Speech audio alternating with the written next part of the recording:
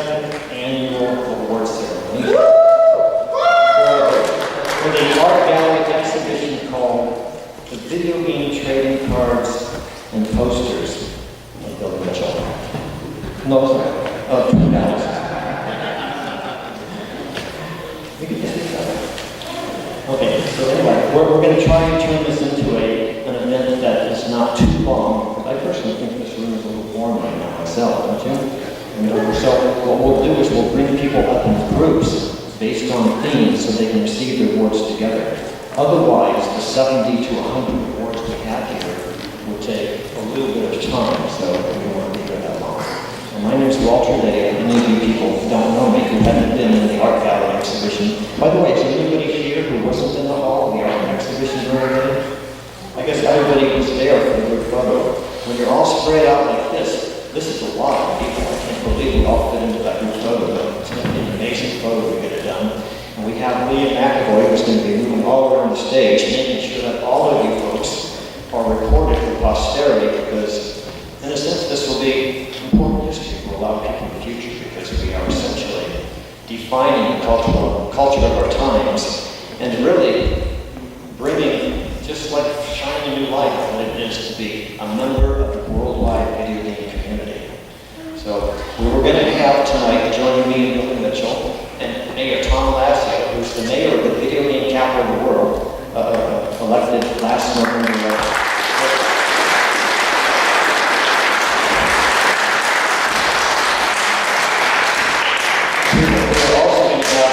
Fairfield Mayor Ed Malloy, but a major family emergency came up just this weekend, so he had to go and be involved with that. So we wish him the best and hope everything turns out for all the issues going on in the family. So what I want to do, did you want to say something first, Billy?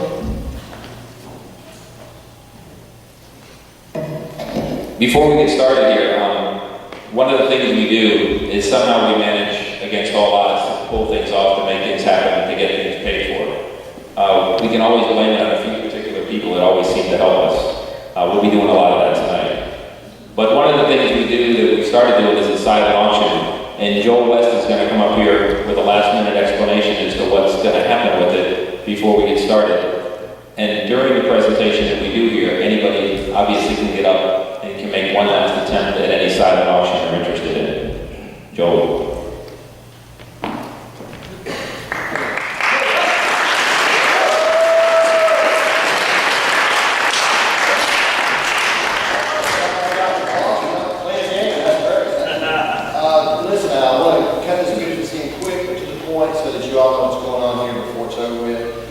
Yes, we still have plenty of product. We've done a tremendous job today. And all of you who purchased something or come by and made a contribution or donation, God bless you.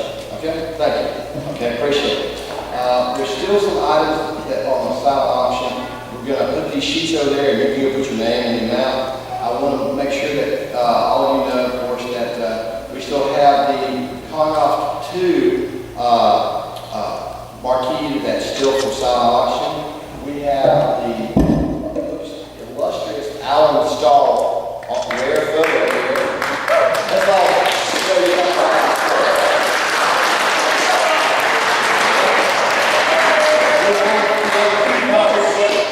have a few copies left. Go ahead. We have a few copies left of the King of Arcades. Okay. So there is one item we have left, and we'd like to. Whoever decides they want this, we're going to bring you up on stage tonight.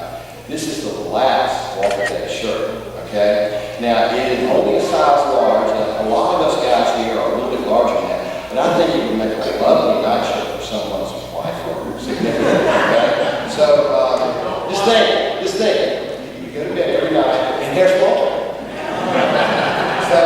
So come see me about that. It's $20, but here's the results of the silent auction, and Tom White will still be taking your names here for the shirt number 1, which is anyone who's ever had a world record or currently does, anyone can come sign the shirt. He's got the pins. He'll be over there or around here somewhere. Yeah, Walter's going to have their picture taken with whoever wins both of these. Right. And also, the other shirt is for the people who were in the King of Arcades. It's been signed by, I think, everyone. This was in the King of Arcade. And if you missed out, come over here, we'll get you stick time. And so that's going to be auction auction. Let me give you the amounts of money that these highest bids are, and I'll be out of here, okay? The world record shirt, which is officially shirt number 2, is the one that has most of the names on it. The highest bid so far is $135. I won't give the name yet because they haven't officially won it. It's $135. We can do better than that, right? All right. The King of Arcade shirt has a bid of $100, okay? And you better than that, but hey, I'm thankful for that bid. Now, we also have 2 more here. The wonderful centipede machine donated by Mr. Kerry Cheney. The bid on that now, take it home tonight. Strap it, go ahead and strap it to the top of your car. Okay, not a problem. $450, okay? That's fantastic. So, all these proceeds go to help perpetuating this event because, you know, we all sing the love because we're here again, all right? And the King of 2 marquee is at $80. And the Allen Stahl poster is right now at $20. So we need to lift that up a little bit because once you do the exchange rate with Australia, there's that stuff. Okay. So finally, the big poster in the back of the gallery that is the icon, official icon poster. We pre-ordered. We have some people who want to pre-order one. They're going to be printed up after we have a limited edition of 25 of those. We're going to print those up after we find out who wants them. Right now we have 8. We need some more. They're a flat $50. There will not be any more issued than 25.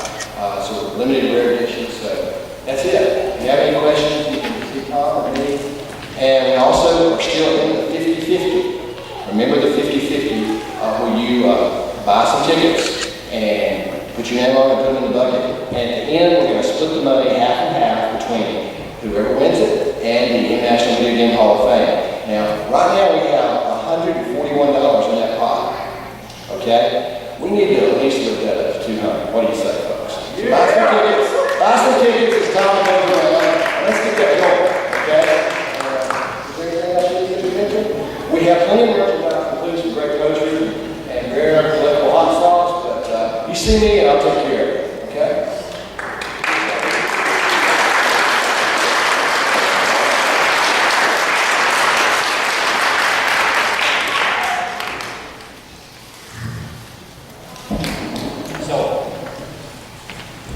Ed Malloy's not here tonight, but this is why I wanted to welcome to Fairfield, because if you don't know it already, Fairfield and Ottumwa are 2 very interesting cities.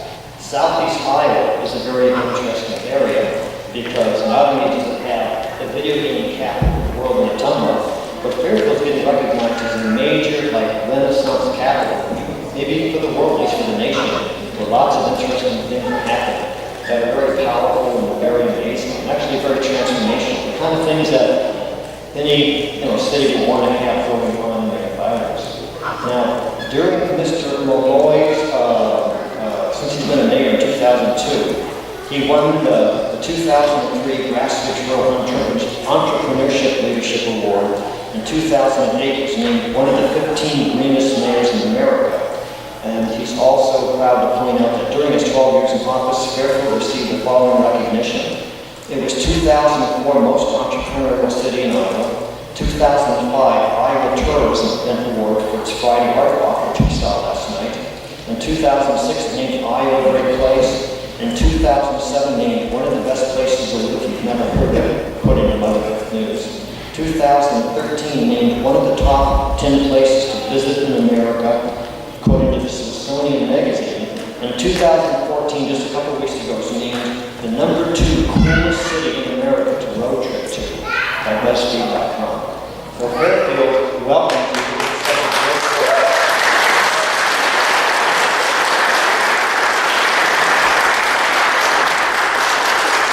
But Fairfield is just equally equal by Ottumwa and its amazing video game heritage, plus a lot of other initiatives. Tom, what's going on with Ottumwa?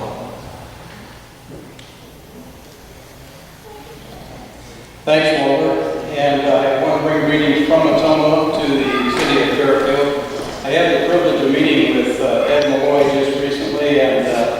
He is an outstanding mayor, and I'm brand new at this, so I'm hoping I can learn a lot from him.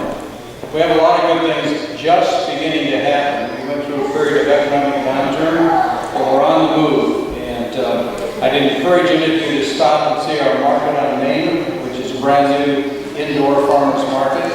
Avenues Rapids, which is a new restaurant on Main Street. And starting this month of August, we are going to be doing the entire 300 block of Main Street with facade improvement and building improvement. And we're really excited that we're finally getting going and moving ahead to regenerate some of the energy and enthusiasm that has been missing for a number of years. So glad to be here, and thank you very much for inviting me.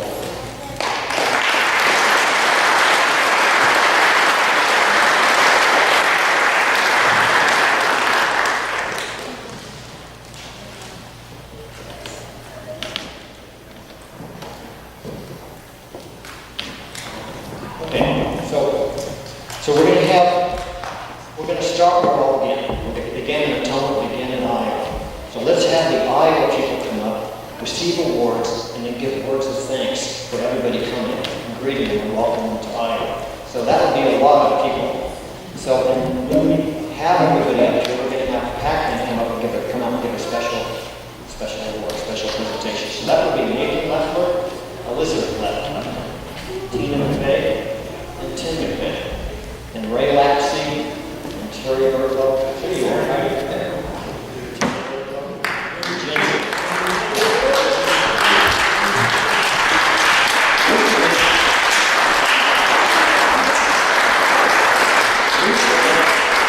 lot of these people gathered together, had a group photograph. They were essentially just part of a series of cards we're making that was just honoring the citizens of the global video game culture. Because there's like 1 billion people who play video games right now. So we wanted to have all the ones locally represent the greater Iowa group, like having a group photograph. So we're going to give them a special award, each one of them, that shows the Atonement group photograph that they had on May 26th this year. So we also have individual awards for each one of them.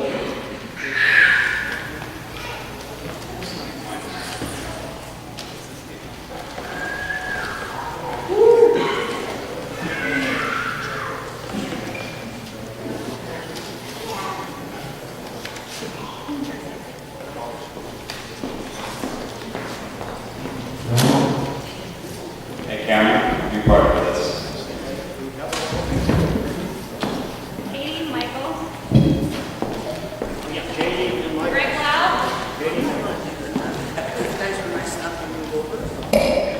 Our cheerleader, Tracy Roy. We lost our only cheerleader, there she is.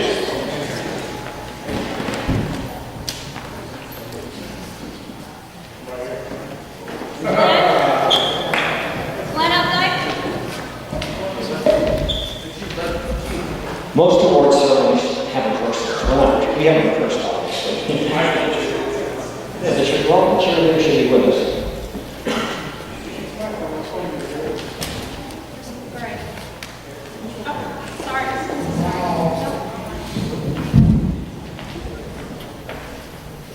Okay, so Iowa's where it began. Twin Galaxies started in Atonement. Atonement became the video game capital of the world. Now, historians consider Atonement the birthplace of organized video game playing. So these people have enjoyed that amazing heritage, that amazing legacy. Of course, they all welcome you here. And who would like to actually voice their words of welcome? We'll start with Terry, who's an amazingly good public speaker.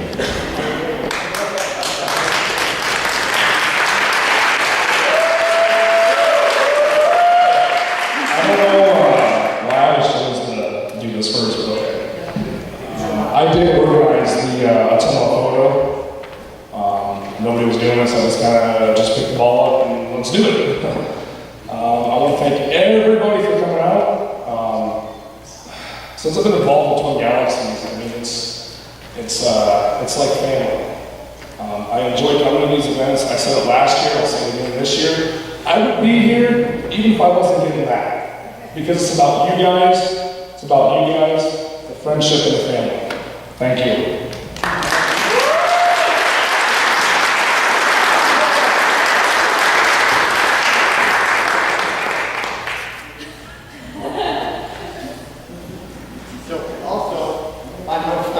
was looking through some of the different people who are from the Atomic Group. There's Mike, you should be up here, I'm sorry, Mike Ulrich is part of the Iowa Group. The Iowa Group, Michael Ulrich. Michael, we're going to refer back to Michael for the next show because Michael is in North English, which is, I guess, up near North of Cedar Falls area, I'm not quite certain.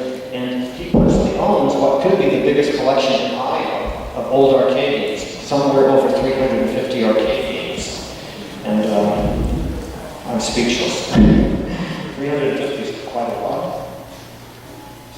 And there's Ray Lapsey up there on the wall. He recently won a big contest we'll talk about in a few minutes. So Tim, go ahead, say something. Okay.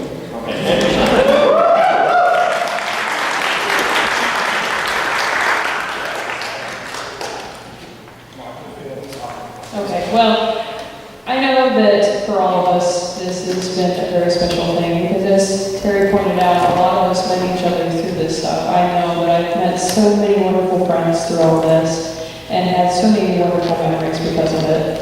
And that is probably one of the things that I know that every single one of us takes away from one of these events is that we have left with one more happy memory to share together in the future.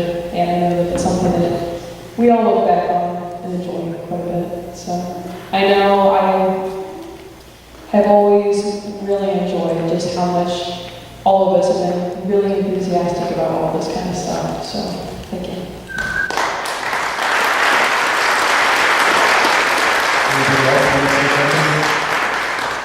So anyway, on behalf of all the people from Iowa, thank you very much.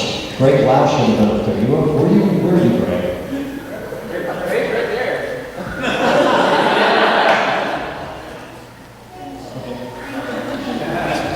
Okay, so thank you very much. So I want Pac-Man to come out here. Pac-Man is being welcomed to Southeast Iowa. And as Pac-Man comes out, Tom, would you like to come up and say something? Mayor Lazio?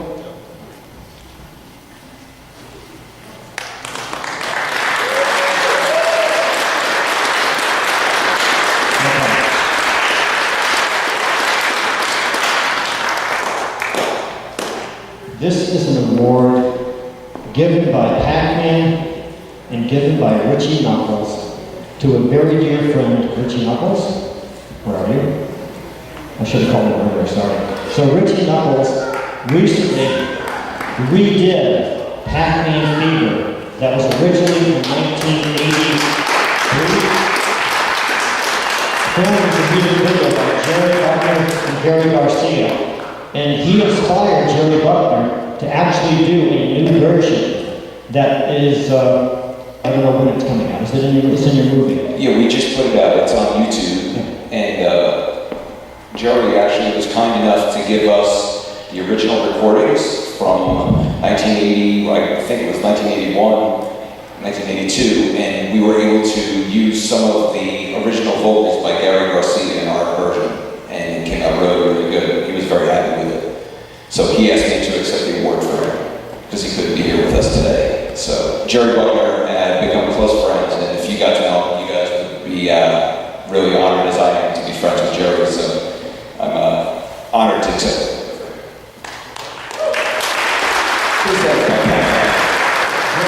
Jerry Buckner's acceptance speech is going to play right now. So this is what Jerry has sent us.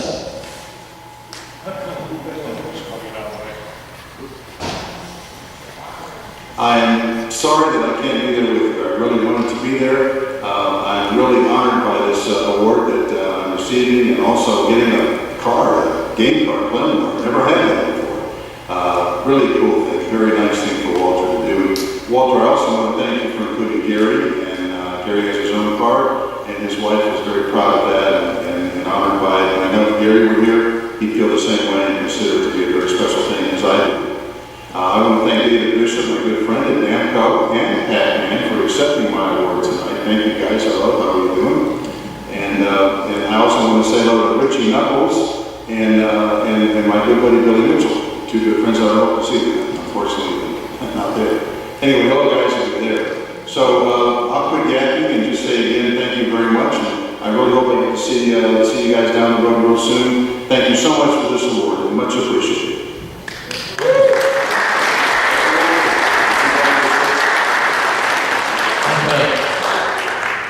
Tom, while you're telling people and I are here, do you want to say anything special?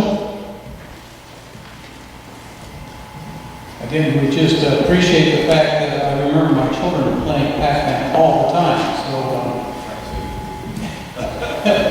I wasn't able to do that. I enjoyed the experience of watching our kids have so much fun. Glad you were here.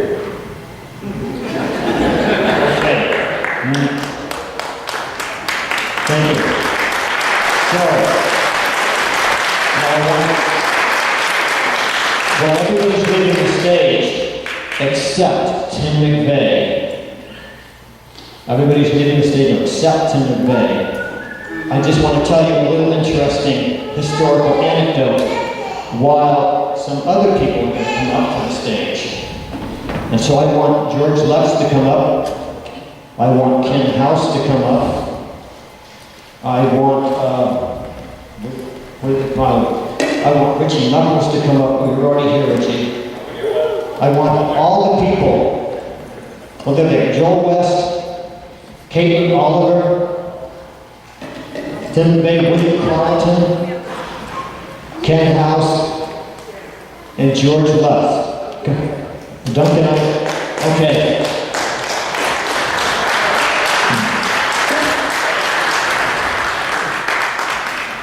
Oh yeah, before we present that to them, we have a special award for Jessica, who has endured the amazing spacesuit. Every time she re-enters the Earth's atmosphere wearing her Pac-Man suit, of course the temperatures reach, 12,000 degrees, which is probably is inside her right now. So on behalf of all of us, all the Atomo people and all the guests who have come here from around North America, Billy is going to present the Jessica Bishop Pac-Man Award to her, thanking him for coming and being a part of this amazing community. On behalf of the entire video game playing world, every quarter, every token that ever went into any game, you're appreciated and congratulations. Anything you'd like to say?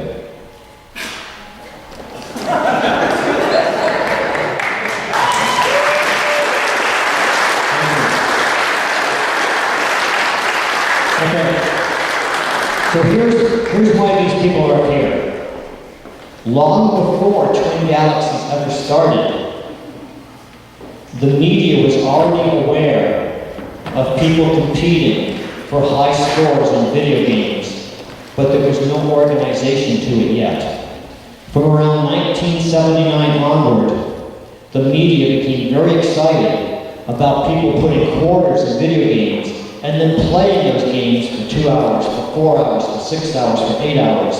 Many people in the outside world first became aware of the phenomena of video game playing because they'd read about someone taking asteroids for 25 hours, or taking Road Patrol, the different games of 1979, 80, 81. So that was the first taste of competitive gaming, but it wasn't organized until Twin Galaxies, enforced rules, created rules, crowned the champions, and created contests. But it all has its origin in the video game marathon. And these people have all done video game marathons where they put a quarter in the game and they keep that quarter going for as long as they can, including Billy. Billy's in the lineup too. He played Squid Search for 40 hours?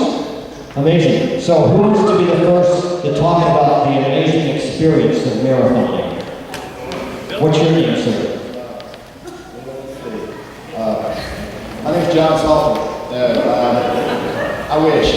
I'm Joel West, and marathoning, it was something that was started in the mid-'80s to kind of add a different genre to the sport, hobby, whatever you want to call it, I call it sport/hobby. It kind of died out, and then when Walter invited me back to the Big Bang in 2011 in Potomac, 2010, excuse me, and I decided I wanted to do something. I just come to an event and stand around. And so they put me out in the center of the facility, and of course the machine died, but the great human story behind that was the fact that Tim McVeigh, Michael Osteen, and so many others rallied around me trying to get the machine fixed. And this marathon is taking off. You know what George has done. You know what John Salter has done. And I'm going to show you something later this year. So anybody who wants to get in the marathon, come on. I'm also running a training course for females who would like to learn how to marathon. You guys spend a lot of time with me, but I'll teach you some things. Okay? Thank you.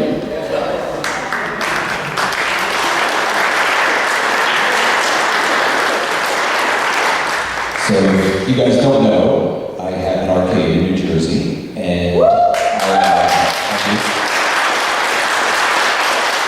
I am lucky enough to be able to help these guys with their marathons. Joel has spent many an hour in my arcade, and I've actually spent time rubbing their shoulders so that he gets through to the next hour. And of course, I'm going to hand the mic off to one of my best friends, Duncan Idaho, who is the Cuba World Record holder, and he has recently done 84, close to 85 hours. So let's give it up for George Duncan Idaho Lutz.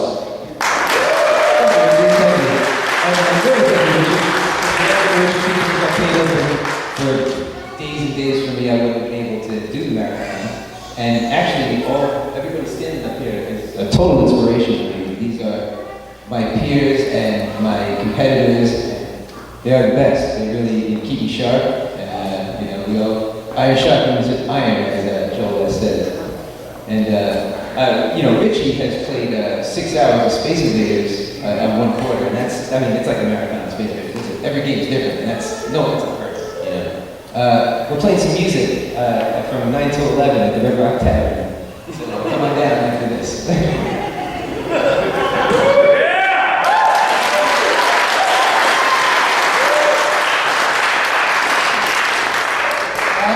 Walter first and foremost, because like George said, without people like Walter and Richie in the arcades, none of us would be standing here, none of us would probably know each other. We're here because of video games.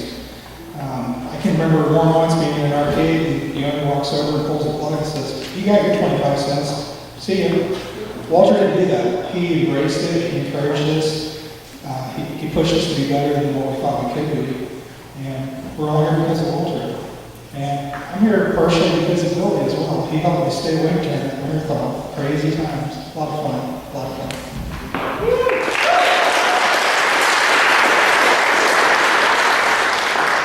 I'm not really much of a marathoner, but it's an honor to be up here with everyone. But I wanted to thank Doc Mack for encouraging me and being the most supportive person that I have in my life. Oh, absolutely. Having played Centipede back in 1982 for 47 hours in an effort to get to Life magazine, again, wanting to honor the fact that back then there were not women who played video games and marathons, and now we have one up here with us. And the fact of the matter is, I thought 47 hours was a goal that, how would anybody ever top that?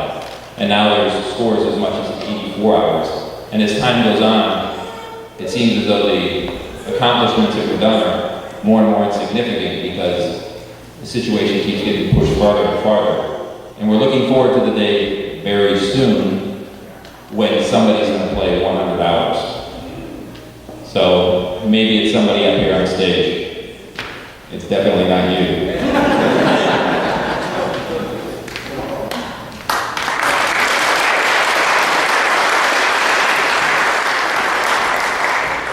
One person we do not want to forget, because a lot of video game movies have been coming out, and probably one of the reasons why everybody knows Billy so well is because of a great video game documentary. But there was a video game documentary I saw before that called I Score! Is that yeah. So let's speak to the guy who really could skate circles around all of us, Mr. Bill Carlton!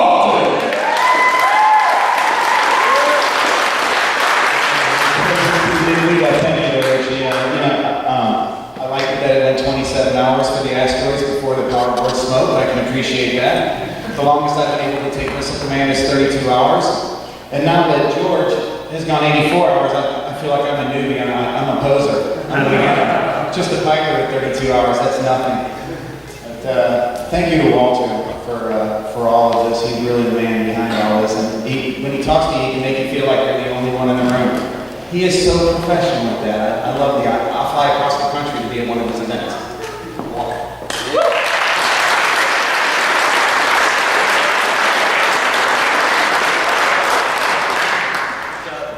I really haven't done any marathon. I grew up trying for 24 hours, but I helped Bill, and Bill's probably going to take that Mr. Man World Record again. That's what he told me just a few minutes ago. So when he does, watch him. All right, congratulations.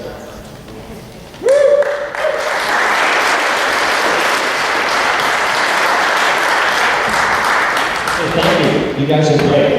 Thank you very much. Now, what's interesting, you guys can be reseated. I said you guys can be seated now. Tim wants to stay up here. You're welcome.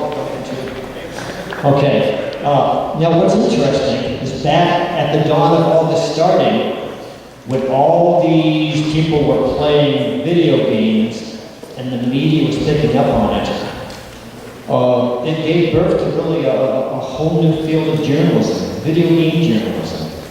And that really rocketed for a few years. And the journals that came out, the magazines that came out back in the golden age, they were special.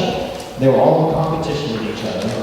They were all trying to find some new angle to which they could be superior to the next magazine. But altogether, they played an amazing role in history. And we have a whole bunch of people here tonight who I want to come up right now who are part of that amazing golden age of video game journalism. So we have awards for them. So Paul Ojeda, I see you sitting there. And Ken Williams, I see you over there. And Trickman Terry. And we got a pilot in there. Where did they go? Okay, Paul Ojeda, Martin Leslie, Brett Weiss is the more modern journalist, George Side, Donna Price, and we have one for Joystick Magazine. So let's get all those journalists up here.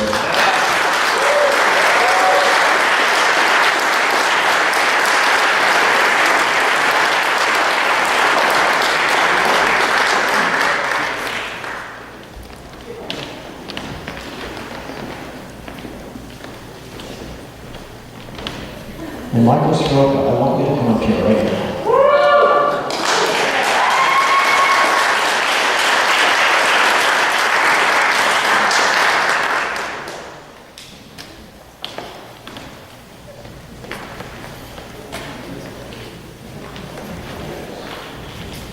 See, this to me is real exciting.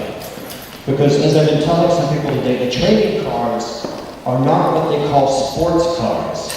You know, just people who do top sports achievements. The trading cards are called non-sports cards. It's a different genre of trading card. And this specific set of trading cards is all about commemorating the history of the global video game culture in the community, all the way back from the very beginning up to even now. And when we find people who played an important role in some of these areas of this history, and have them come forward and tell their story, and then even catch them on a trading card. Like I've said in some interviews, I consider the trading cards exactly like a tape recorder, and I'm an oral historian trying to capture their story and save their story for posterity. And there's some amazing stories up here, because for instance, George Side and Donna Price, they were part of the staff of the original Joystick magazine that was published between late 82 up till, I guess, about 83. And so that's very special. And then Ken and Terry and Paul and Martin all worked for the Electronic Gaming Monthly magazine, the legendary magazine that started actually in the 80s under Steve Harris. And many of them worked for many, many years. And Brett is a journalist now who's digging into this history and making sure that it gets put into very authoritative, well-notated reference books, a very important process that is necessary in each age of culture, so that you don't lose what the experience we've gone through. Maintaining that in the form of reference volumes is so important. And Michael Soroka is the most modern generation of these journalists because he right now is going to have a show, The Twin Galaxies, that's going to continue to document the culture of our times. So what was originally just print journalism is becoming electronic journalism, is becoming reference volumes, becoming a lot of things. So anyway, these are our journalists, which is an incredibly important part of history. And let's start with George.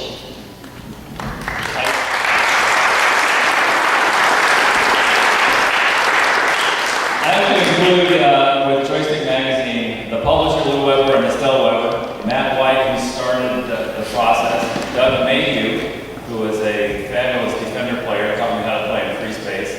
He was the editor. Jeff Hafner, who we worked closely with in all the imagery that we developed with the magazine and a lot of fun. There was also Scott Phillips. That was the main group, and we had a great time going into arcades and photographing the machines for the Winning Edge articles, and just processing all the pages of the magazine and coming up with ideas of how to illustrate things. It was a lot of fun back then. Thank you all. Thank you all, really. Thank you for the invitation.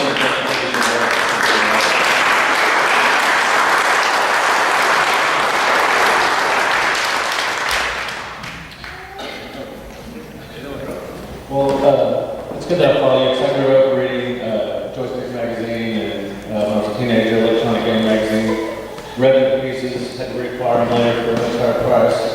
And, but reading those magazines, helped influence a lot of what I do today. And it's helped me become a full-time writer, and Electronic Game Magazine, Electronic Gaming Monthly. And writing is kind of a solitary profession, obviously, so events like these are really good to, for meeting people and, help keeping me inspired and keep writing. So thanks, Walter, and Billy, and everyone else who, helped this event happen. So thanks. Thanks for everybody for being here.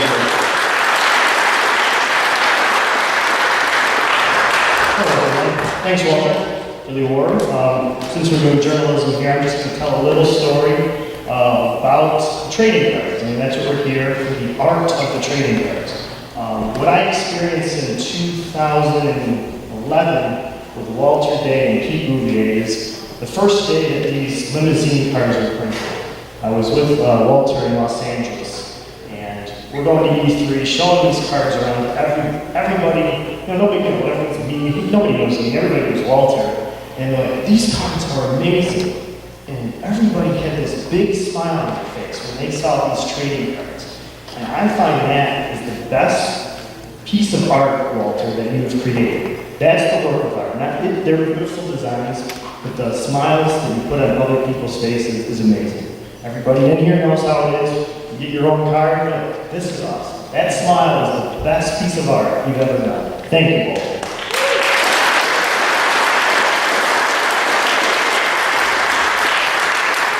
So, parody is the best flattery. I've created some parody cards, not official, Twin Galaxies parody cards, not approved, uncopyrighted, for you, Walter. I've given a few out there for you.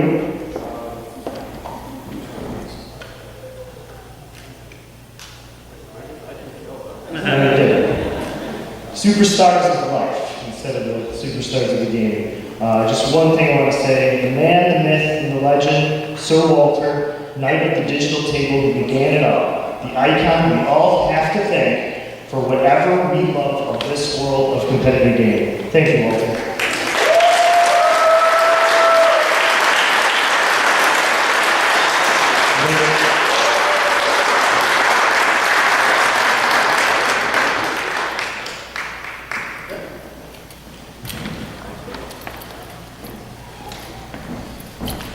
Hello.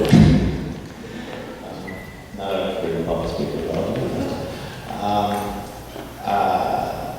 Electronic Gaming Monthly magazine is really special to me because it ended up being people that I ended up working with were more of just a family of gamers more than journalists. We kind of just ended up being like, yeah, we were playing games together, and then journalism was just like a bonus for the rest of the people that subscribed and everything. So it was just more, it was a fun job, and it was a great career. thanks to everybody that I worked with in the past, you're all good friends, and I thank you for, and I just thank Walter for recognizing gaming journalism in itself as a form of art, and I just really appreciate that, and thank you for this event.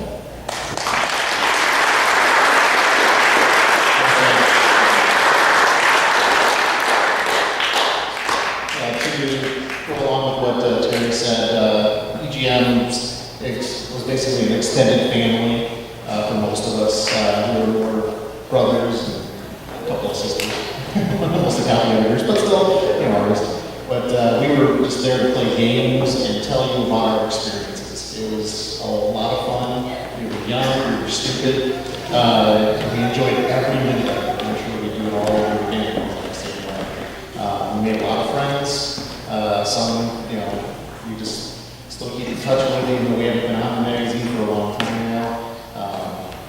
Most of you probably don't even know who I am. So, in case you haven't read back my card, Sushi X, yes, that's right. Well, one of the Sushi X's. So, well, the second one. Anyway, I'm just glad that if any of my reviews or commentary made you smile, that was my main goal, and I hope you appreciate it as much as I did.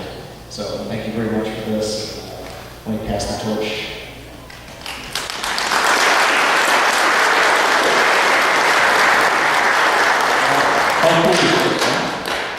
Back in '93, I think I started on a magazine, and it was great. Martin here told me, he says, I can get you a job up in the magazine. I said, doing what? He says, reviewing video games. And that was great. So never thought I would get an award for it. Thank you, Walter.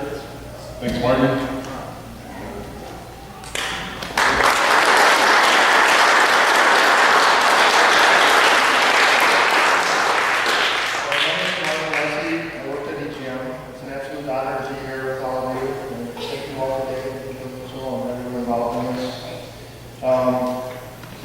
We were very young. I got into Sunday publications at 16 years old. I was not an educated journalist in any means, but I loved video games. And so did everybody that worked there. And it's really an honor to be up on stage with these guys. I haven't seen them for a long time. And I want to thank you for reading our magazine. And just being a part of the global game community is such a pleasure to meet so many different people. And you can spark up a conversation with someone you don't even know about a great game, and it's like being with family. It's like being with a brother or a sister. So, thank you.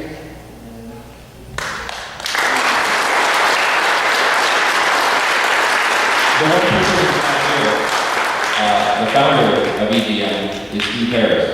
Steve Harris is one of he goes all the way back to, that's incredible. He was on the original U.S. national video game team. He, as you guys say, there were a bunch of game players, there were a bunch of screwballs just having fun. And I'll give him the credit that he steered the magazine in the right direction. Without a doubt, he became, I think, the most successful gamer, magazine entrepreneur. He's supposed to be here, but due to a last-minute event, he was not able to make it. Surely he would be up here with them, and he would also be here as a great player. So when we give the applause for you, we'll give it for Steve Harris as well. Thank you.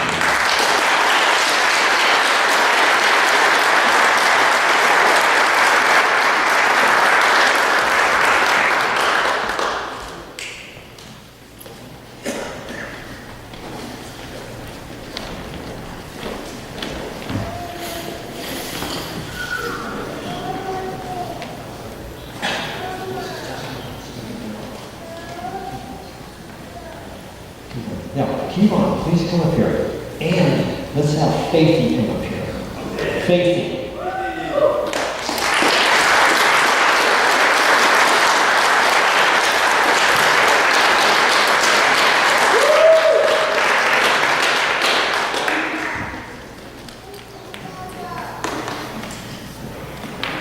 Faithy, the little princess of video games.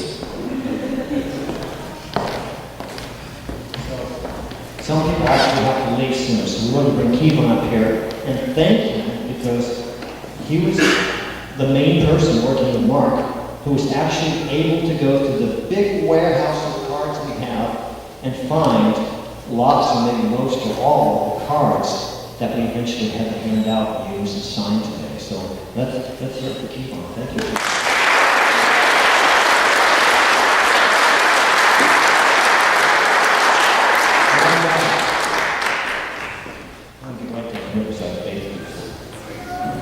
So Faith is part of the new age of video game royalty.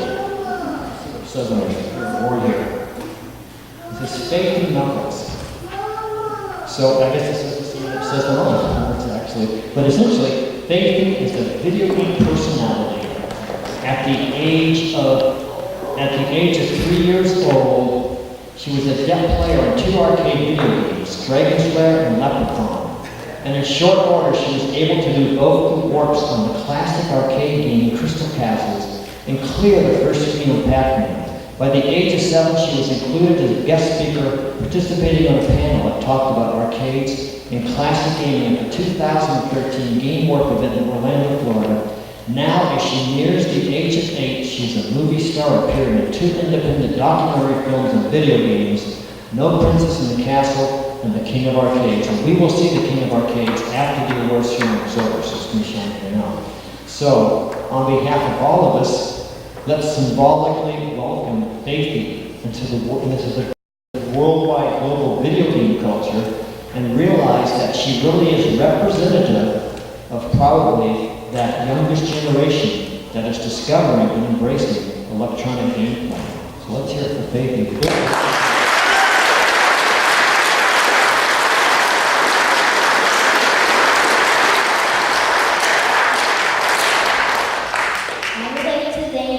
All these people for coming to this event. It means a lot to me and my dad to be invited here. It's great to be back with our friends and even more fun making new friends. And I would also like to thank Walter Day for giving me this amazing poster.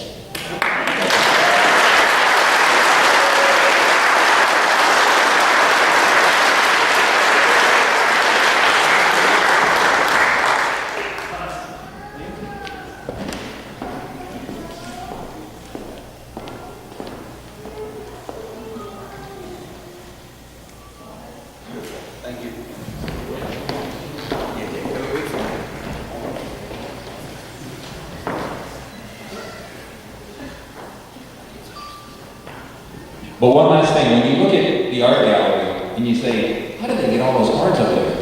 Man, who did? I mean, it's painful just to look at it. Just to look at it. Well, that's another round of applause for this guy here. And you can think about it, you have to take it all down too.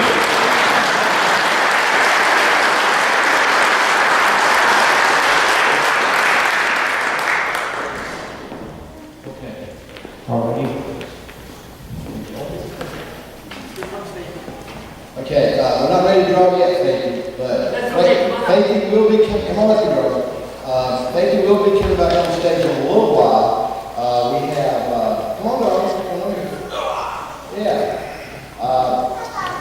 Can you imagine at 7 years old and saying what she's saying?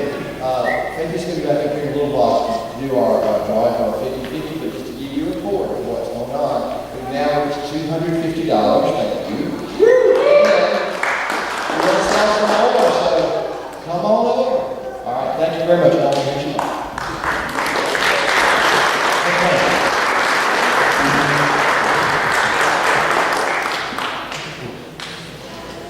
Lonnie, could you come up here? We could have invited Lonnie McDonald for the marathon group, but Lonnie is going to be, actually, he's a lot of things. He really represents the spirit of pinball right now. He is an amazing marathoner. He did an incredible thing with Joust recently that I guess he'll describe himself. And we have this thing we're going to present. We're going to discuss Python Angelo. He's the most successful marathoner over 50. Okay. Now, he says now. Let's put it all in perspective.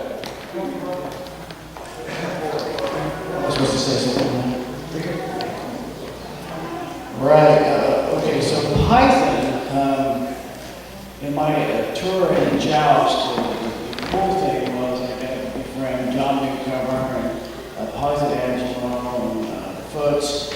And after my third joust rollover, Python was actually following every rollover that I made. And at the 100th rollover, Python and Foots and Newcomer were all there. And this is a Python Angelo original that was presented to me by John Newcomer. And we adopted Python as part of our family, and he struggled for a long time with cancer and passed away this year. I do have something that Phoebe wanted me to read. Do you want me to read it? Phoebe Smith?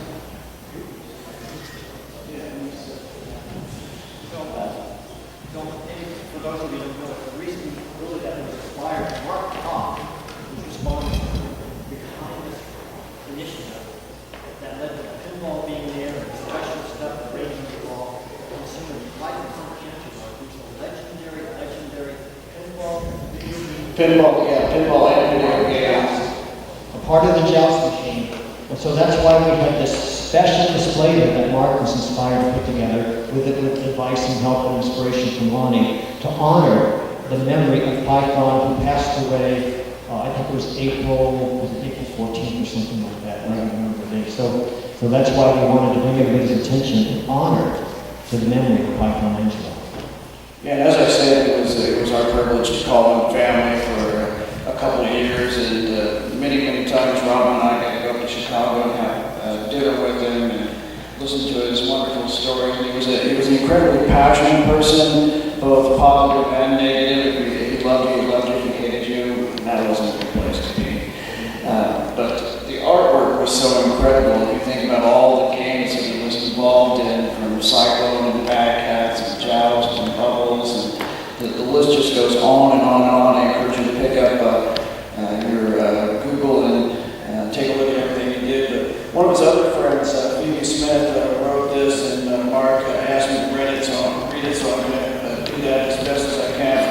I'm actually from Iowa originally, so if I misread this, you'll know why, right?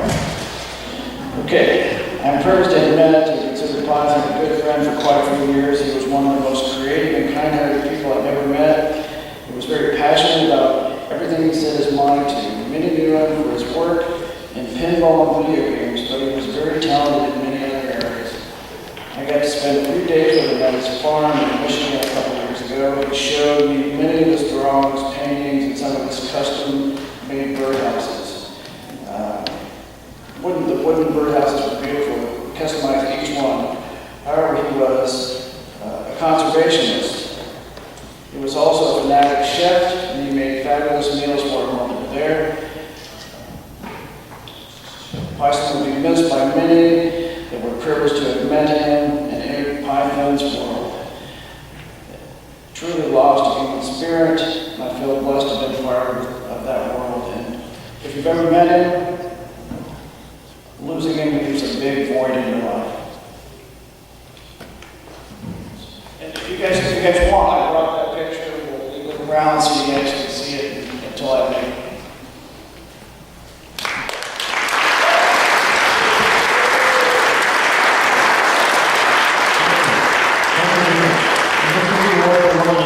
Recognizing him for his amazing joust odyssey where he traveled to, how many machines?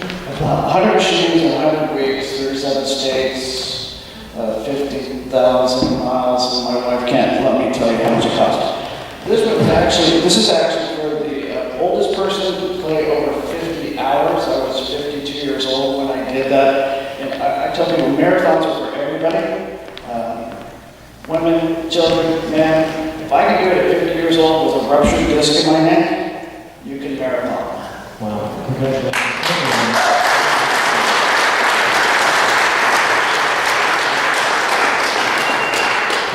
So we have the special custom-made artwork.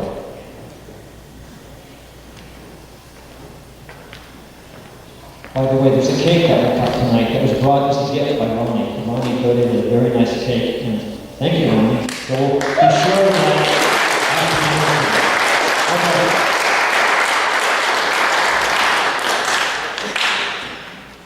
So, Mayor Tom, Atonement is the birthplace of competitive video games. game playing. And all of you have been competitive video game players at some time, all interested in getting high scores and breaking world records. And one of the most interesting novel records that some people have made are records for doubles play. So we have a few different groups we're going to call up here who have made world records as doubles. So Steve Sanders, get up here and make your voice.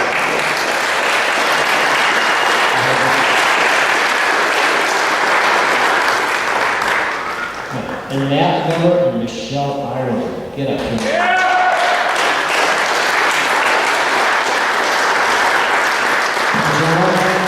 John Thomas and his son Josh Powell. Come on up here, you guys.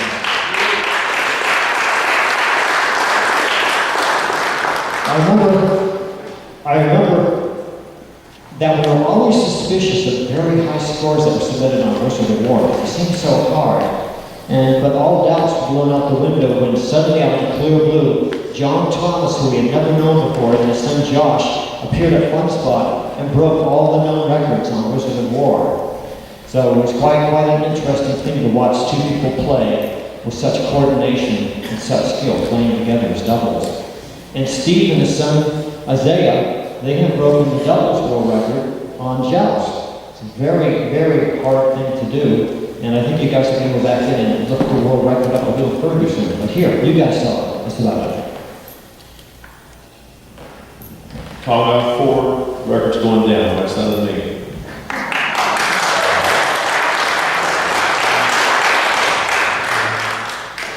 Well, if I could sum up my experience here, I would just say the one word that would sum it all up would be proud.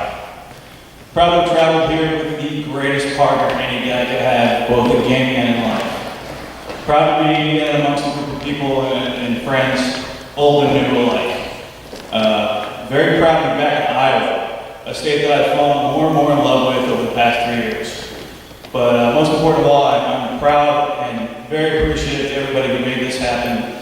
Walter Day, Eric Tessler, Bill Teeple, Bill Mitchell, Terry Burlow, Mark Hoff, and everybody else who was involved in making this wonderful event happen. Thank you all.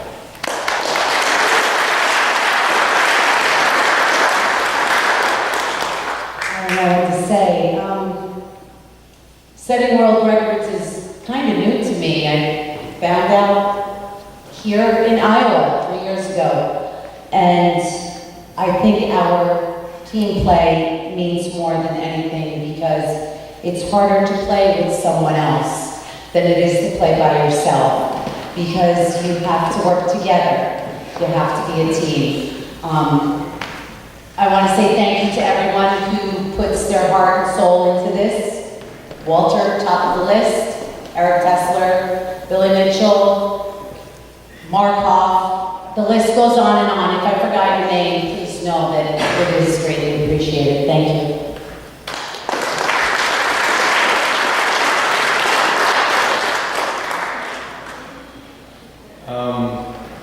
When Josh and I were sitting down in the seats over there, I leaned over to him and I said, "Did you ever think it would come to this?"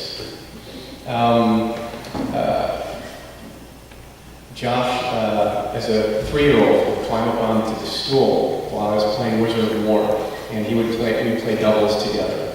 And as a team, I would always protect him.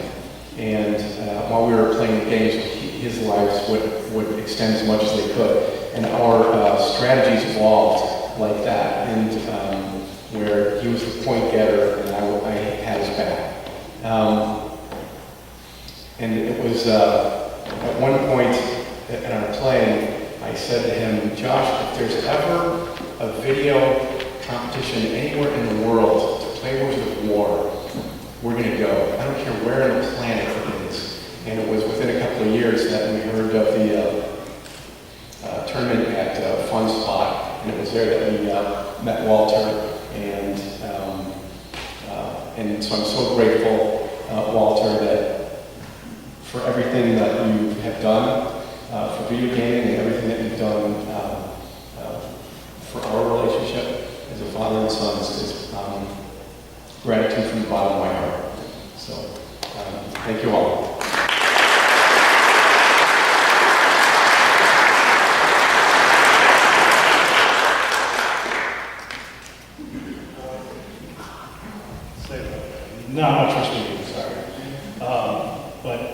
yeah, just as playing doubles with my dad for many, many years, just about all my life. It's been just amazing to do, and it's been so fun to be able to set the records and say that we were able to outplay all the other doubles teams out there in Wizard of War, and it's just been, yeah, it's been really incredible.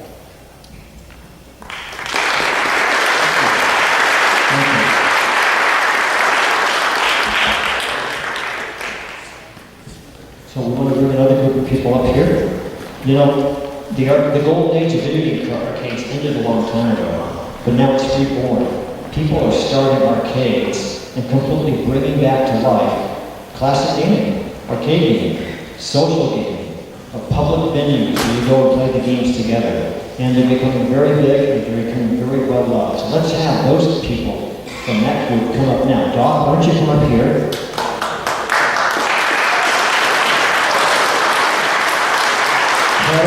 Carol Cheney, could you come up here? Scott Lambert, could you come up here? And Richie is one of those people too. But you can sit down if you want, Richie. Okay, so essentially, what happened is there's always something that doesn't completely go right each event, and it turns out when we get everything spread out, we looked and said, where's the Doc Mack Award? Where's the Galloping Ghost? So I looked on the computer, and we did actually design them, and I'm sure we sent them to the printer, but somehow, there's their card, somehow they didn't come back, so we are going to have him hold the award for someone else for this photograph. We're going to mail the award to him as soon as Monday comes around. So I apologize for that. So Scott, who's Scott Lambert? Oh, I'm sorry. So Scott owns the Underground Retrocade, is that the exact name of it? And it's in, what town is it? McHenry? Oh, West Dundee. It's in West Dundee.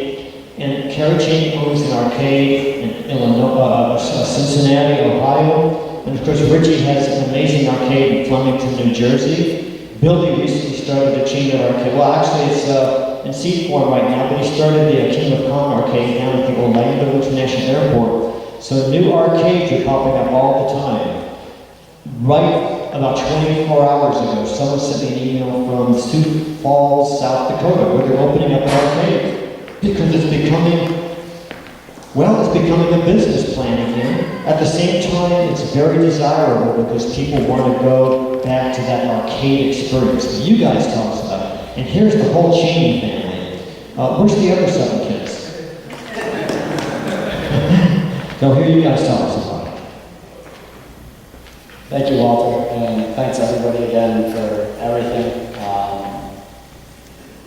When we were opening up the Galloping Ghost Arcade, it was, to me, it was such a lacking element in video gaming.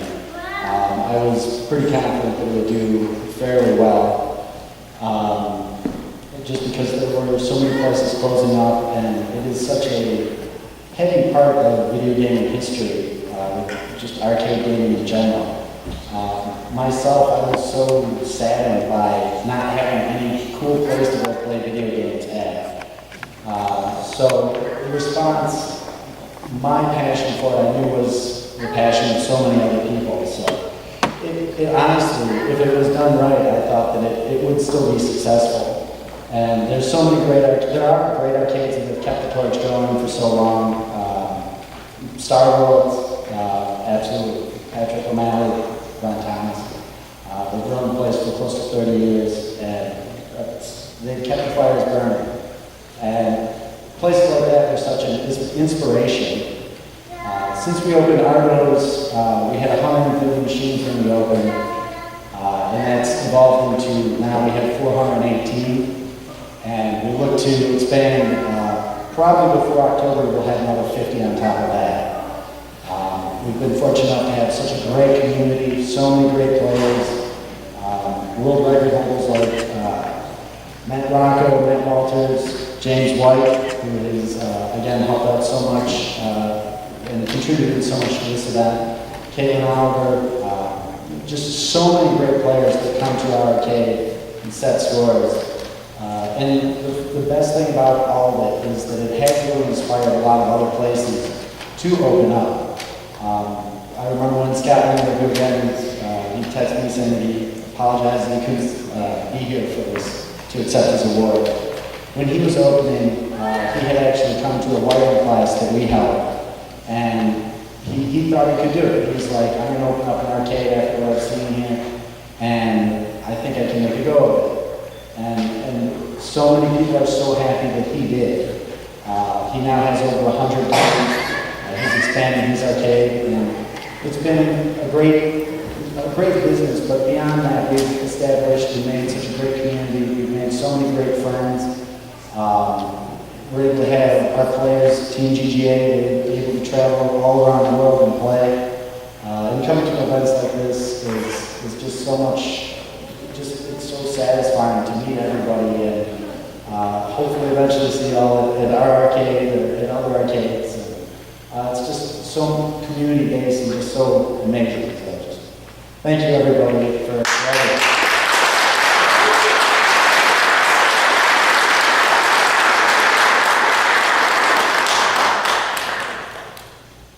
First of all, I want to say I'm really nervous. I've never received anything for anything, so this is a big deal to me. These are all my business partners and associates here. I work a full-time job, 40 hours a week, and I probably spend more than that at my part-time arcade on the weekends. My wife and kids help out every weekend. We're all there together every weekend.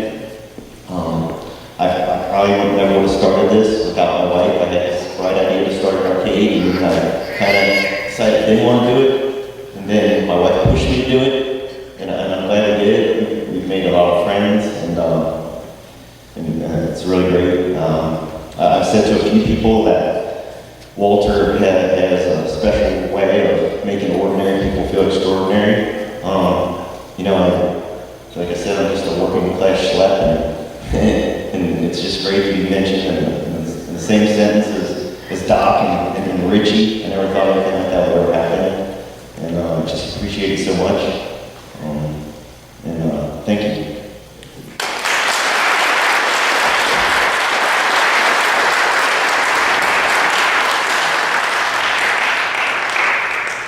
On our trip here, we were coming from New Jersey, George, Sarah, my daughter Faith, and I, and on our way here, we're looking at the map of what arcades can we hit on the way here. That's how my brain thinks. And on the way, we got to stop at Doc's place at Galloping Ghost. And the second that he heard that I was coming, and that when I walked in the door, you could see his smile just lit up on his face. And it's the way us arcade owners communicate. When people come all the way to my place to see our place, you just want to show them everything. And I just wanted to play every game all at once. And getting to see Doc's Arcade was just so wonderful. We had such a great time. My daughter, who you met earlier, how many games did she play, right? Every single arcade in Galloping Ghost, my daughter played. And I hope that I get to make this trip again next year and get to stop at Carrie's place and see his arcade as well. And if anybody in this room is ever in New Jersey, it would be a sin if you did not look me up and come check out our arcade. So you'd be my guest, so please come out. And thank you again for having me up on stage. Love you all.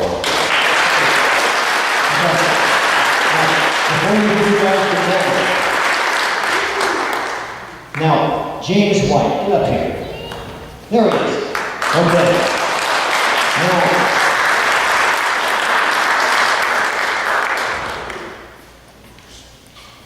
James White was the 2012, and Matt Rocco was the 2011. Here, you know Matt, he's got James, and I've got Matt. So, Galloping Ghost is going to go back. Now, James actually will go back with his, but Galloping Ghost, Doc will go back with a special award for Matt Walters, who's on card number 1381, because he was the Galloping Ghost Game of the Year for 2013. And Matt Rocco was the Galloping Ghost champion in 2011. And the reason I wanted to bring this to everybody's attention is not just to congratulate James and but also to congratulate Doc and bring him as an example to inspire anybody who's opening up an arcade to start doing this, because I think that the trading card set, or whatever comes after the trading card set is concluded, should be honoring champions on a regular annual basis, congratulating them for their achievements, and putting them on trading cards. So we're deeply honored to give these to you, Doc, to present to your champions. And James, Doc has already made his statements. What would you like to say? Well, Matt Rocco and Matt Walters couldn't be here today. Matt Rocco just became a new dad. His wife gave birth to a baby girl. I think, when was this? March. It was under the other kids. And Matt Walters is in New Zealand currently, and is a flight. Overall, as for me, well, most of you know who I am and the gaming industry. I was here last year, didn't know what to expect. I had a really great time receiving my award. I'm going to make another one, but I want to talk about Matt Rocco and Matt Walters first of all. Since they're involved, say some nice words for them. For both of them. Well, Rocco, when I met Matt Rocco, he was already a true gunner for the world records, I suppose. He was the first person to set a world record in a video game at the Galloping Ghost Arcade. The game was called Hades Comet. Well, you heard that you're not a crazy shooter, but it was fun too. And so in 2012 Game of the Year by setting more world records and more tie scores, and then 2012, says, oh, that's me. Yeah, so I can tell you just, I have several world records, but I'll just name one that I'm very proud of. And it's a game called Final Fight. Now, one thing is that marathon games, I know you play, some people play them for hours and hours. There are some games days, hours and days, sorry. Hours and days. But there are some games that are just reached a certain point and finish the game over. Now, Final Fight is one of those games where we reach the end to a certain level, and like they save the girl in Brad's role, and get there. And that's I didn't beat the game in one run, but I got a clean score, and a whole bunch of tries. But it's not about me. But for Walters, I can say one thing. What was there to say about him? There's plenty to say. He's a great person. Great gentleman, Scott, at least, his wife, Rachel, she's here, she's in New Zealand too. I'm trying to be quick, I'm sorry. But they're both wonderful couple. I totally. Oh yeah, King of your Slaughterhouse record. That's impossible. No, I can't even come close to the Slaughterhouse record. Oh. He's helpful. Matt Walters, he's not here. I'm sorry, at this point I have to tail on James. On Thursday nights he plays volleyball. He thought that probably Richie and George would end up going to Galloping Ghost. Then we got home and checked his emails. And of course the first thing they told him was that George had taken down one of his records. He immediately went to MapQuest and basically put it on a set of directions which he gave to George today for them to go back home to Columbus, Ohio. And his other comment was, next time, why don't you guys fly? Thank you, James. Let's hear it for James.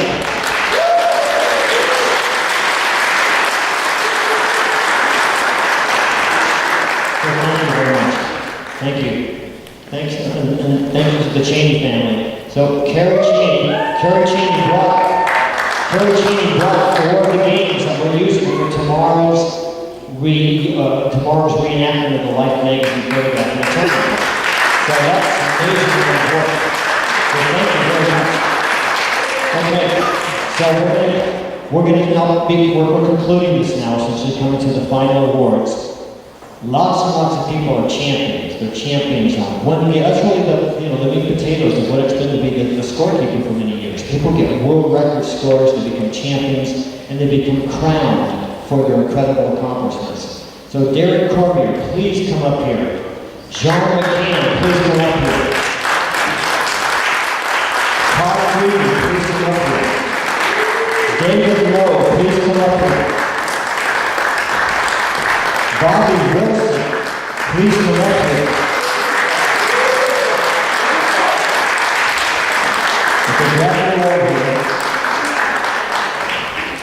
Okay, Robert Brown's not here. Did Kyle Johnson ever show up? Is Kyle Johnson here? Kyle's flight got canceled. Okay, so Kyle was going to be honored. Kyle actually, out of the Denver area, it was the Denver area, I think. He was the first person who got on the trading card set who actually was an old-time PC gaming champion. When I went to the E3 show the first time in 1998, I watched this big PC gaming championship they had there. It was amazing. And it turns out that now I know that I had been watching Kyle Johnson, who's now on a trading card. So I didn't know him then. Only recently put him on the card. So he was invited to be here. We're going to honor him for having won a major championship against a lot of other competitors there at the famous E3, the Electronic Entertainment Expo in Atlanta, Georgia in 1998. And Charles Kennedy Zeese, I got it right. John McCann. Now, there's about 15 people out there further who have already been up, who also would fit in this category of award recipient. But I thought we'd focus on these people who haven't had a chance to say anything yet. And Tyler Watson-Smith, are you here? Now, let me tell you about Tyler Watson-Smith. And David Drake. David Drake, get up here. David Drake. There he is. David Drake is from Minden, Louisiana. How many people have been to Minden, Louisiana? Probably nobody. You're right. Nobody's been there. But let me tell you about Tyler Watson-Smith. He's a local fellow. He's a brilliant screenwriter. He's incredible at all sorts of good things. He used to have his own TV show on local public access television. And he really got into PC games. And it says here on the back of the card, he was into Call of Duty when it first started out. And so he sent them a letter of advice telling them all the things they were doing wrong, telling him, your game should entertain more team play. Your game has to have teams working together in Call of Duty. So he sent this into the people, I guess there's a special place you send the letters to. And he says, in war, no man fights alone.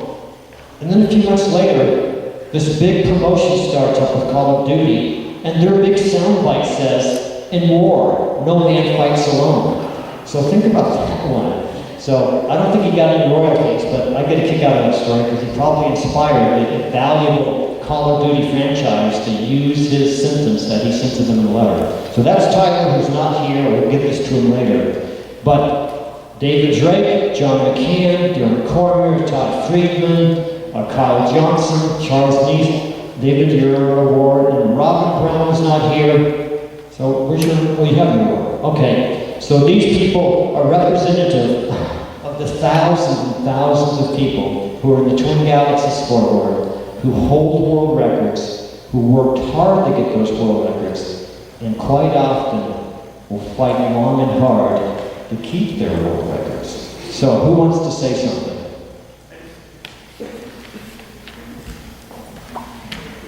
In my 15 minutes of fame for breaking Todd Rogers' fourth world record, the best part was going to Fun Spot in 2009 and meeting Walter and actually meeting Todd Rogers and hanging out with him, and Richie Eccles too.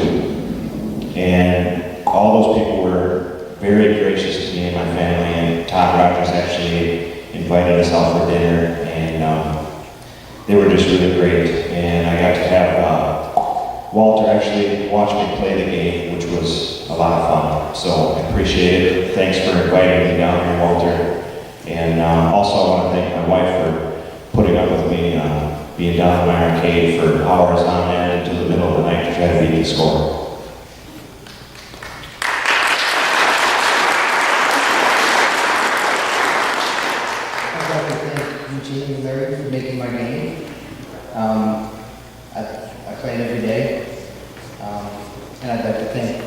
Patrick O'Malley and Clint Thomas for allowing me to play at their arcade.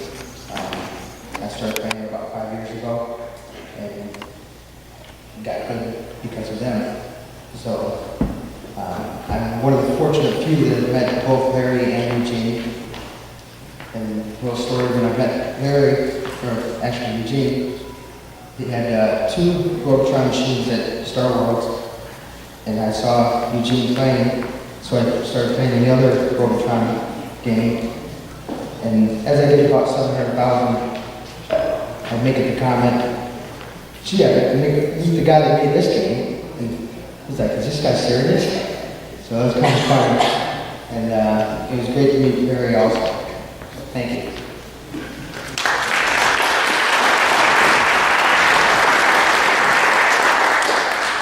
My world record is in DJ Hero, that was done in 2008, 2010, something like that. But I just wanted to mention, and most people now know me as the card collector, not the DJ Hero guy, but I think this card collection thing that Walter has done for video games is probably the best thing that I can know of. I've collected baseball cards, football cards, hockey cards, and when I found out there was video game cards even before I was put on the card, I said this last year and I'll say it again, I was going to collect as many cards as I could to get the whole set. And I firmly believe that all Walter's work needs to be preserved, and someone has to have all the cards and has to have someone to show them at these conventions. And I really believe in this, and I really hope it doesn't end this year. I really hope it continues. And if anyone can push for that and to try to get it to keep going after 2014, I would really appreciate it. So thank you.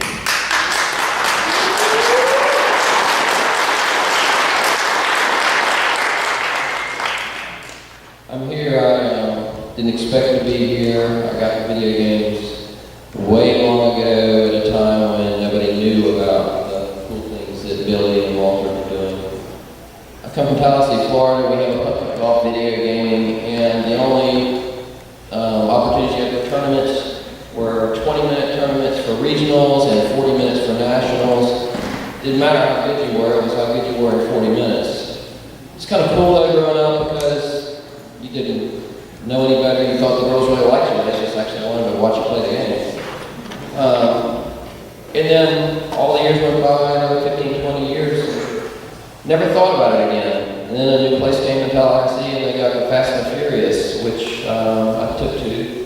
What's interesting about Fast and Furious is everybody's talking about marathoning, and as a male it's usually not beneficial to be the fastest, but with Fast and Furious it actually is, and I hold 12 world records. Look forward to having an opportunity to defend those someday in a competitive environment, because what happened was there was nobody there. Nobody was watching except for the camera in the place. And, you know, it reminded me of the old days because I wanted to be able to play like Billy did, where you play in front of a bunch of people and you get the adrenaline going. Well, the adrenaline was there, but it's not the same. And I found that adrenaline here. And it started with Todd.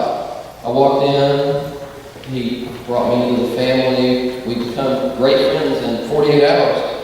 And I learned that there's a whole family of people who are still doing this. And I'm real grateful for that. I've been involved in video games basically my whole life. And I feel like I found the family that I never had. Walter, the father of this whole thing, and I really respect everything he's done. And the one thing I wanted to leave with is that the one high score that I think I have that I would put up against anybody is my number one fan, Bethany Thomas.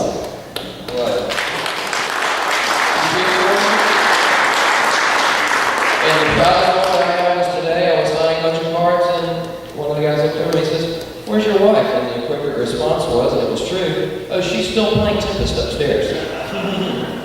Thank you.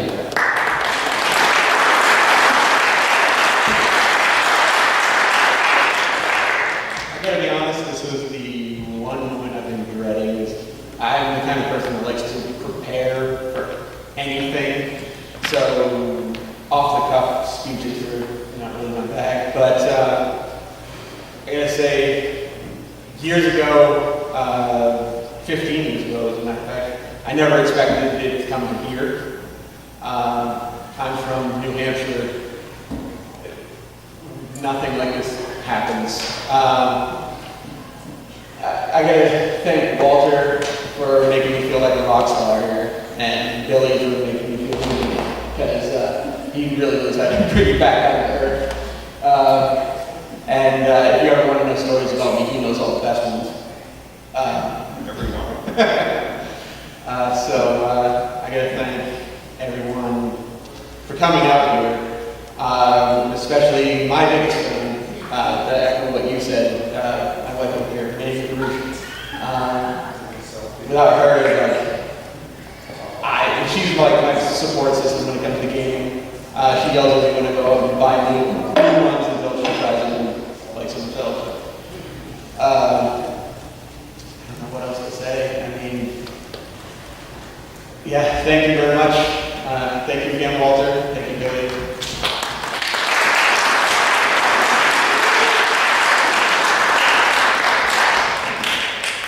Well, for me, it started when I was 3 years old in 1995 when my brother showed me a Sega Genesis with Sonic the Hedgehog playing, and, well, I guess you could say I was a bit of a speed demon from there, hence why I do a lot of speed runs. And amongst those speed runs, well, my hardest was not necessarily Sonic, but the first Castlevania. I mean, 12 minutes and 58 seconds is a hard time. I don't care for getting bumped through walls, it's still hard.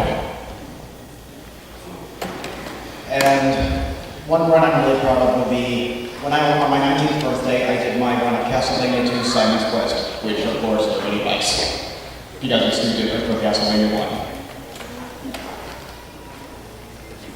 I tend to stick with platformers and action RPGs and stuff like that. So if they ever decide to put both screens on television for the Wii U Virtual Console, I'll probably be doing Castlevania with speed runs.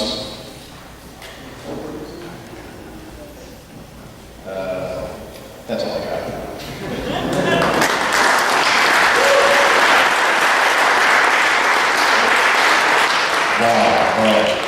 The thing that all started out, got a call, buddy of mine, this started years ago, and okay, and then our video officer said, James, the Future House 4, and it's gone, I'll be down there. Walk in, and got the smoke in his face. I said, dude, you're going down. Next thing I know, he's going, man, what's happening? 31 years ago, I said that's an honor in itself. Thanks for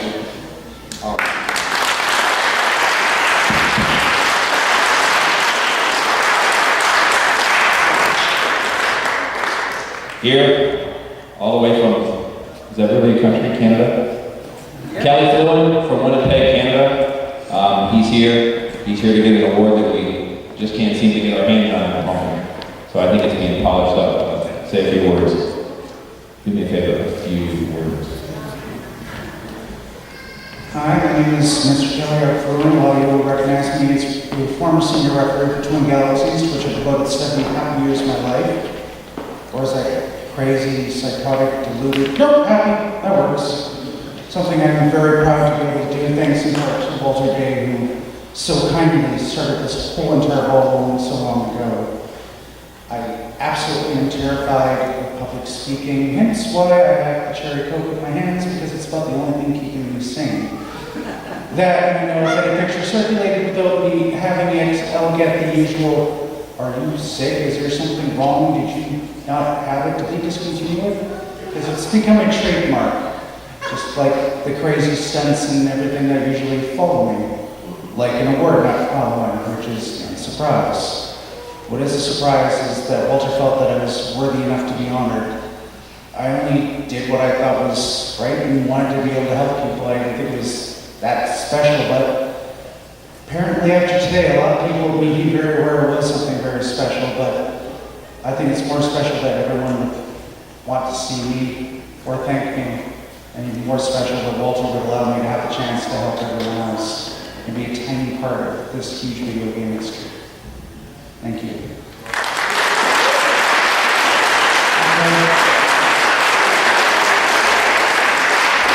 This So when Kelly goes and applies for a job, you have a very distinguished picture of yourself in a business suit and everything that you submit it in your resume and show. This is his resume picture.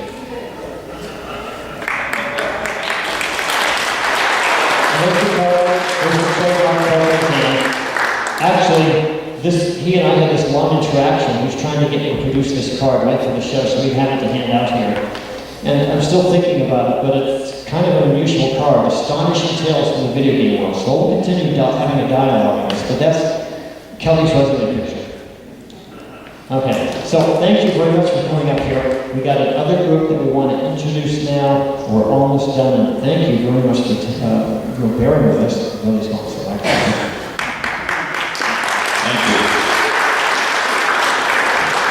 As Corey said, there's a lot of stories.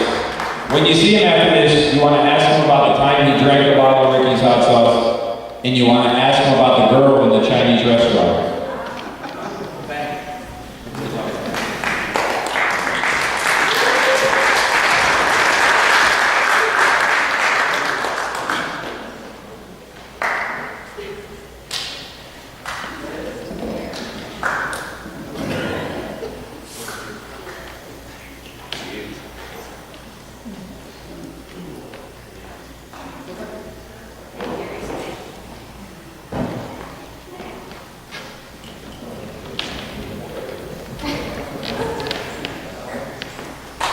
Like to bring up now. We have just a couple of groups. We have completed this event.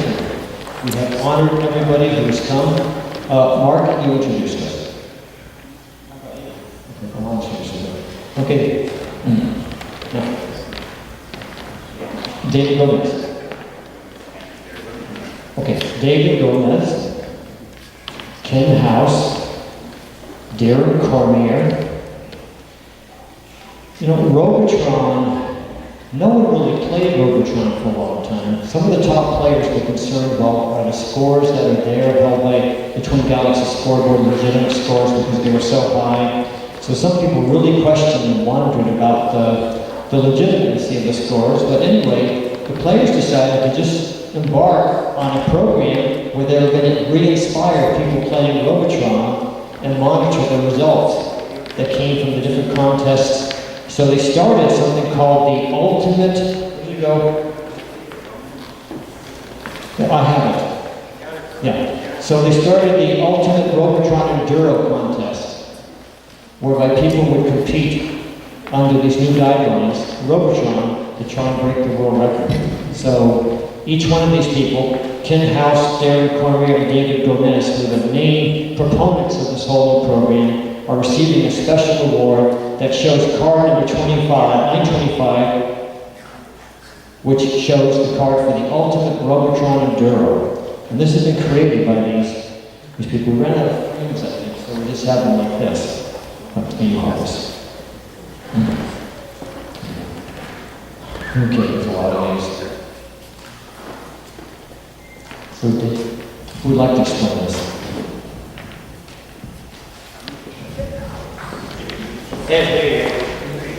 So this was basically a brainchild of Mark Hoff. He's really pushed the Robotron back into play, and I kind of got along as a player. These guys, I don't know where they came from, but they're pretty good. Pretty good.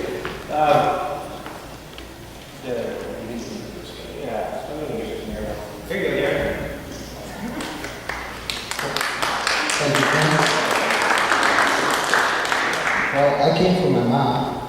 This is just awesome. David? I just want to say thank you, Mark Hoff, for starting this whole thing and getting interest back in competitive gaming, because that's what this is all about. When I found out about Game Bureau, it's like, great, you know, we get addicted to gaming, you know, whether you're young or old or whatnot, but once we get past that addiction, we start competing, and I think that's why we're all here, because we enjoy competing. If we're not good at sports, then hey, there's video gaming. And I'm really glad to have been a part of this, and my family's supported me in my strange and wonderful hobby.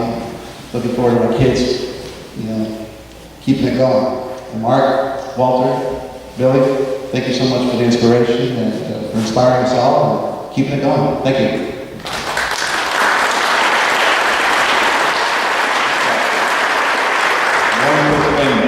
The man that's sitting right up there is the main cheerleader for Robotron that started all this. Talking to Ken, talking to me, getting me playing, getting me to meet Eugene Jarvis, and we're on a road trip. So, right there, he deserves a round of applause.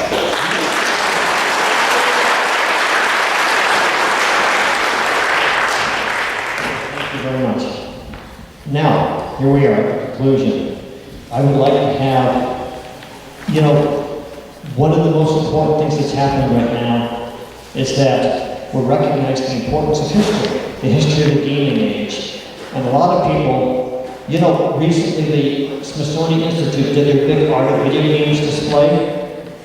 Well, they started paying attention to the importance of the history of video games and preserving video games because many of you people out there have already started renovating and preserving and saving our legacy through your own effort and at your own expense, in your garage, rebuilding these games. So a lot of people are very concerned with renovating the games, rebuilding the games, preserving the games, and starting collections. So from my perspective, I think each one of you are like a little small Smithsonian Institute, because some of you have a few games that you labored over lovingly and saved those games from ending up in a junk heap, therefore saving them for posterity. So let's have all those kind of people come up, and some of these are overlapping with other categories too. Let's have Keith Lindemann come up here, Keith.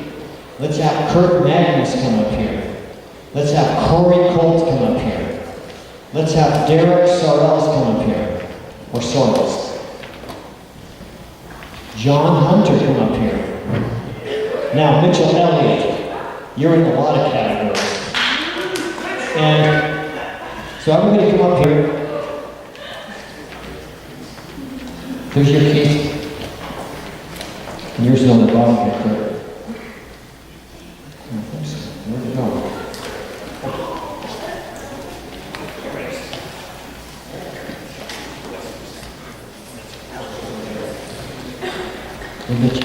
What's your right? What's this right here? And we'll do it in a second. And is Jeffrey Wickenhagen here?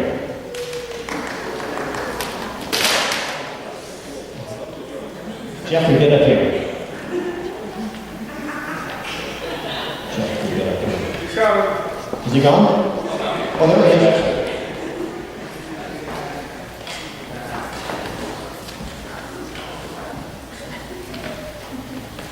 Okay. So like I said, a lot of important preservation, a lot of important history, a lot of important amazing skills a lot of these people learned to preserve games, to honor the games, to collect the games, to save these games. And this was being done by a lot of people long before the Smithsonian ever got interested in putting their big staff and their big budget and their big programs in the direction of dealing with our amazing video game history. So, let's start with you, Jeff. All right, well, since I see Billy over here pacing around, I'm going to keep it short. Basically, I actually fall in multiple categories as well. I have records, I have books. I have been finished preservation. I think that isn't even on my card, but I've done that as well. What we talked about while we were sniffing the ink, when we were signing all these cards, was actually I want to work on preserving the history of Twin Galaxies Oratory, because the best thing about these things are all the stories you hear. Read the Billy Mitchell stories, write a book on him alone, write a book on Walter. What I want to do is I want to go around and I want to get with every single person and I want to get our own version of our own book. So that's going to be the next thing that's going to be on my alley so we can really preserve the Twin Galaxies legend.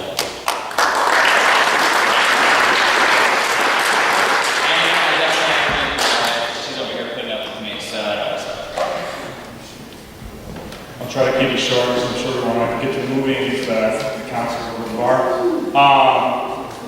Basically, 5 years ago didn't even know about arcade machines. I guess I knew some existed in like theaters like Galaga, this Pac-Man, you see them every now and then. But kind of got turned on the whole thing because it came upon, and because of that, it opened me up to this whole world I never knew knew it before, and I didn't really have any hobbies that weren't just, me just reading or something at home. So it's just been a great thing to sort of live life with all these people that have the same hobby and just kind of interact with all these people all across the country, all across the world, make good friends, and that's what this is really all about with gaming, with restoring games, things like that. Just want to thank you all for being my friends, Walter for setting us all up. Thank you.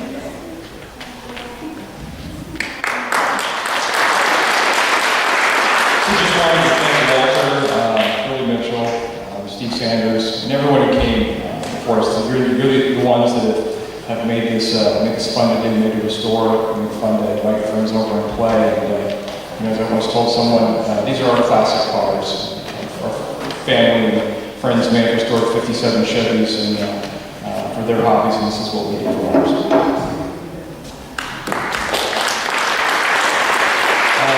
I'm just really honored to have been invited here and to get an award from Walter.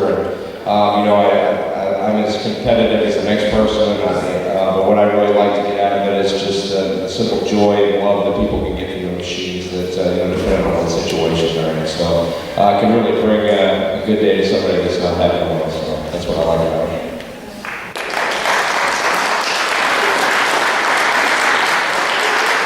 I spent 25 years on active duty in the military, and we move a lot and don't get to collect anything except probably stickers in your suitcase. When I finally got to my last duty assignment, I hooked up with a friend of mine, Peter Hirschberg, who's Luna City, who probably inspired a lot of us to get into the gaming production. So I have my own little kind of mini Luna City arcade called the Quarter Up Arcade, and if you're in Columbia, Missouri, stop by.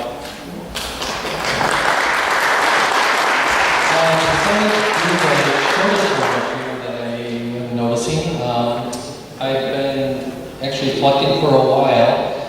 Met Walter a couple years back at Midwest Gaming Classic along with a few of the others who were signing cards, and that's how I got interested in this group. And then since then, I've helped Walter and Mark with getting everything together, hopefully, and into a database that can be browsed. And if you missed any of the cards in your sets and your average collection people have it, and we're hooking them up, it's the sole person that's going to be the man to get cards. So besides the mess of arcade games and video games and computers, I'll be having thousands upon thousands of trading cards in my basement, getting sorted slowly by my children. So, thank you.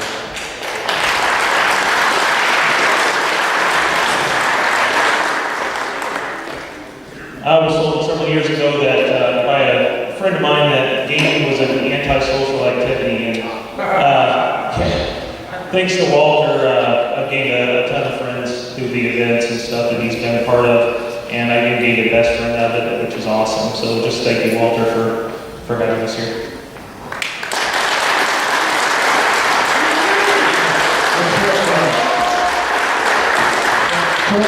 By the way, Kurt Magnus here, he was responsible for that pinball machine being available here for our weekend use. So thank you very much, Kurt, for getting that over to Mark, so Mark can put it here. And Corey Coles, as he said, he's actually running the official checklist of the cards on the database online, because there are so many cards out there to make, we actually don't know what the number is in the cards, but he's the one who's figuring it all out and posting all the cards and explanation of these cards online, so thank you very much, Carter. So now there's just a couple things here, and let's show the artwork. The artwork with Dan Terry. Dan is in the United Kingdom, and Dan is an incredible sports illustrator, and he's the one who has done all these different pieces of artwork. He is donating this artwork for the Underground Gamer series that are going to be on cards. Maybe as many as 30 or 40 or 50 different cards worth. Yeah, just keep going there. So these are some of the different cards. And he also did the illustrated cards for Mark Hoff, Eric Kessler, Walter Day, Billy Mitchell, and Bill Teeple, and a whole bunch of others that have already been done that you don't know about. So Dan Turtle has been an incredible gift to this amazing. I didn't know about this. Oh yeah, we surprised him just about the last minute doing this incredible card for him. And I wish I looked more like Billy, but apparently I don't. Okay. So we're going to send Dan Turl his award, thanking him for this incredible, these gifts, these cards, this artwork. So let's hear it for Dan. This will not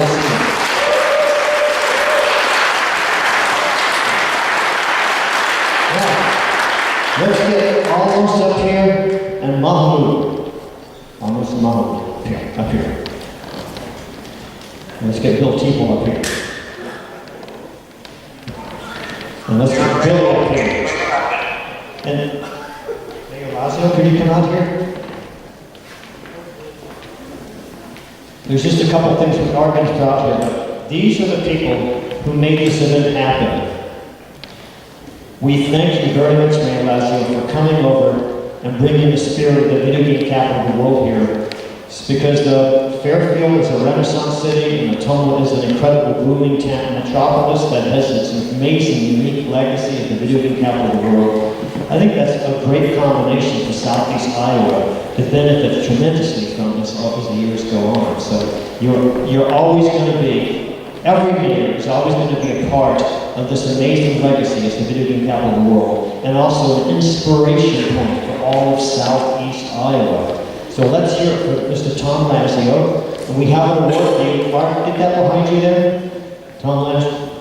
And so Billy has a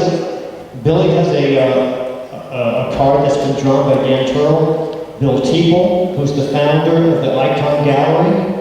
Almost Pat. And Mahmoud, they did an incredible job of all those 4 walls of trading cards. I think it's about 6,000 trading cards they posted over the period of a week.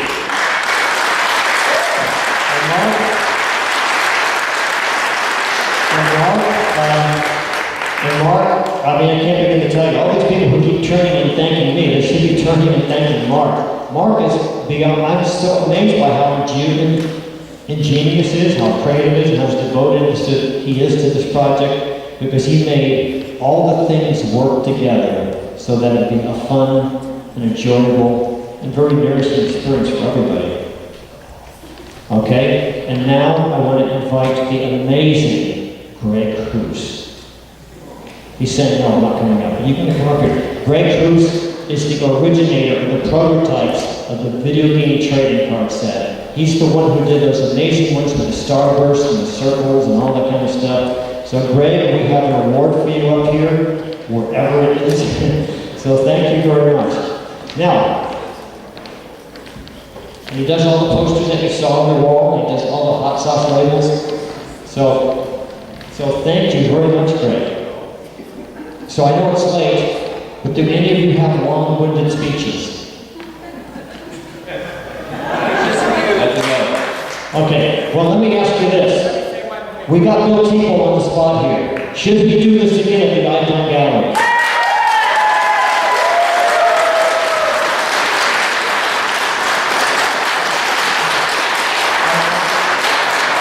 I have to say, Weldon and I did this last year, and I didn't know what to expect. And when I saw this thing happen, it was such a phenomenon, and it's great reunion of people from all over the country. I just was quite impressed. He said that, do you think we could do it again? I said, well, I can squeeze in at least one more year.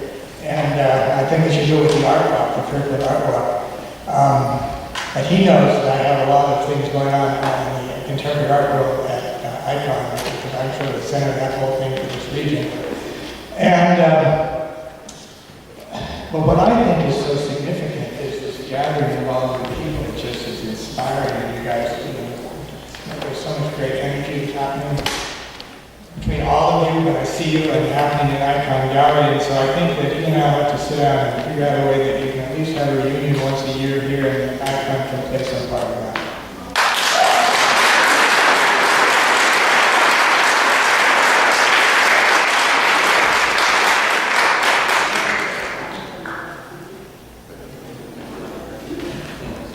Thank you very much for those comments.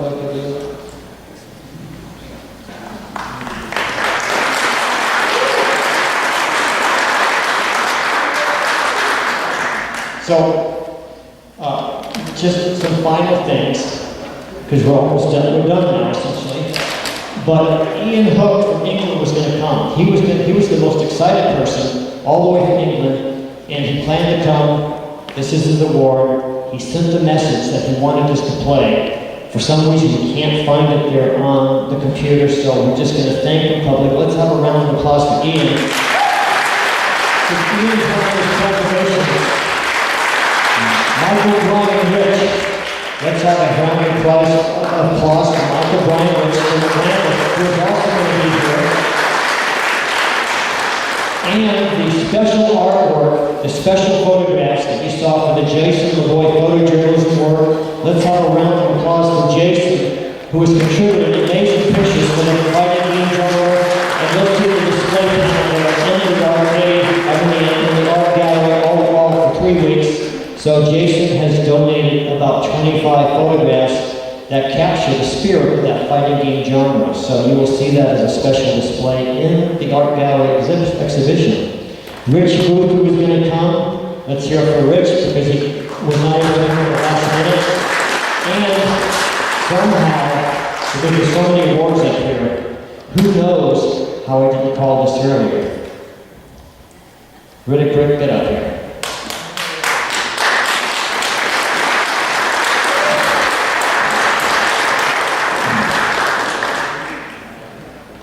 Holy smoke.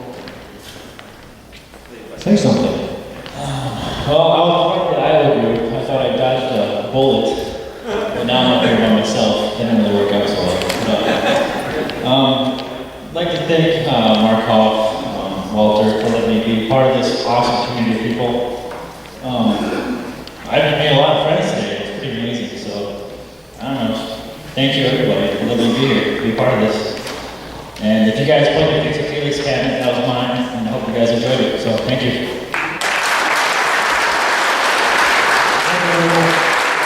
Josh Jones, his award is going to be accepted on his behalf by, I believe, Tim McVeigh. So Josh was also going to be here, not here tonight, so we're going to present his award.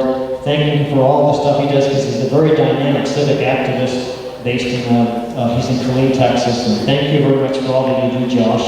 I hope you get to see this message, but we are going to send your award to Tim McVeigh. And so we're going to send Patrick O'Malley's award to Tim McVeigh, and Glenn Thomas's award to Tim McVeigh also. So thank you, Tim, for doing all this for wherever you are. And Bobby, thank you, Tim. And Bobby Wilson, are you here? No, he's late. Oh, he's late. Now, we're going to be going into the movies, and it's Lewis Wilson here. Lewis Wilson did the original documentary in 1982 with John Sorflot. It's 22 minutes long. That's what we show first, and we show the King of Arcade. So we have an award for you, Lewis. And there you are. Lewis is getting up to accept this award. And the last one to mention is our dear friend Steve Kleisler, who's from Florida, who was always going to come, so we made the award. But some people just have changes in their schedule and what they're able to do, so he was not able to show up. Thank you, Steve, for all that you do, too, for the amazing competitive gaming initiatives he creates in Florida. So he's from Florida, from Billy's area. We do a big arcade thing like once a month or something. So I think that we've covered everybody. And now, Lewis Wilson, you have the mic. Can we, just two more things? Mark, do you want to introduce those things? You can do that one, I can do Joel's. Okay. So the Battle of the Arcades was a rebirth of competitive video game playing. I think it was inspired by Steve Wagner out of the New Jersey area. Steve Wagner. And then all the different arcades, like Butchie Knuckles Arcade, Doc Max Arcade, I think is involved. I'm not sure which of the arcades involved. I have to read this thing. But essentially, why don't you guys come up here and get this award? Richie, Doc, and whoever else. Tim House.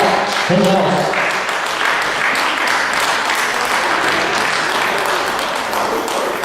Mark Oliver. Ken House and George Lutz should be accepting this award since they're here. George, come on. Come on. Sorry, don't get out of there. Where's Ken House? We all together came up with this idea to have arcades all across the country, 4 teams, and we have just like 2 times a year have this contest where arcades battle each other. And this great trophy that is on the front was made by Ken. And just, we have such a good time. If you guys ever want to, like, if you have an arcade in your hometown, and you want to form a team, contact one of these two guys or Steve Wagner. I'm going to hand my off to these guys. Ready? Yeah! The Battle of the Arcades, it was really kind of an idea that Richie and I had, just to take his arcade and my arcade, my private game room, and just play with our friends. So we broadcast it live, and then this year, well, the first year, SpongeBob fielded the team, and then the second year, SpongeBob fielded the team. This year, they merged the East Coast teams, and we brought on Doc, who really put a show on. And it was really cool. The trophy that we have is really cool. It's worth winning. The winning team gets to keep the trophy, and we're not going to give it up. So here's Doc to tell you he's going to take it from us. That is not a guarantee, but it was an honor to be a part of it. It was great competing against you guys and with you guys, and it was a lot of fun, and for guys that played on our team, and we're going to try games that they had a pretty ton of time, so I can't wait for the next one. As a team, Richie Knuckles will be playing with also. And like Richie said, contact us if you have an arcade. We're going to have a bunch of, there's going to be a Texas team next one. We're going to have working on a Florida team, and maybe even some of the guys over in Europe. So yeah, more merrier. It's Battle of the Arcades.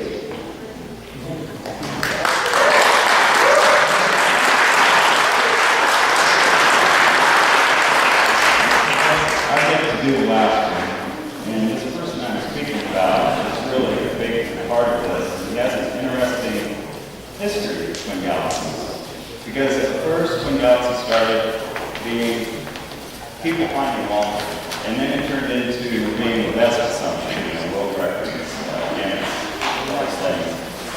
But this person took Guinness World Records, and he said, I want to do something more in the community, and he started teaching people how to do what he does. We still don't do it well, but he tries to teach us. So this, Joel, is the Reserve Training Camp Award for you. And Joel was going to try to break a world record this weekend, but he spent a lot of time doing things for Walter and the Trading Card Project, and he made a lot of money, which is all going to come back into the Trading Card Project. So what he doesn't know is that we made really quick, last minute, pulled up, made a marquee for Reserve, and probably wonders why he needs a marquee, but he actually won, and you were going to win this regardless of coming to play. You didn't know that, we did. So this right here is the new world of classic gaming. These games are dying. Joel's machine is dying, probably dead, and this can allow the competition to continue. It's called a field programmable Gatorade board, techie stuff. Basically, all the boards in that big machine, it's all consolidated in there, and it's great. So Joel, you ready? Good gracious.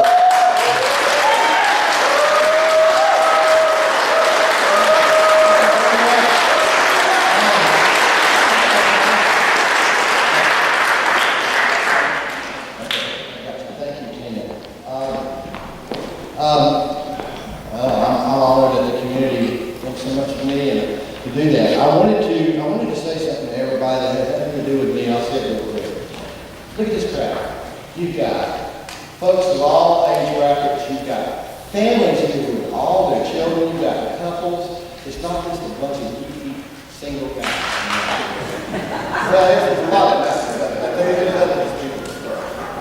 But you get my point. This is a great hobby / sport, and just because occasionally you're the ones who make it run. You're the ones who make it run.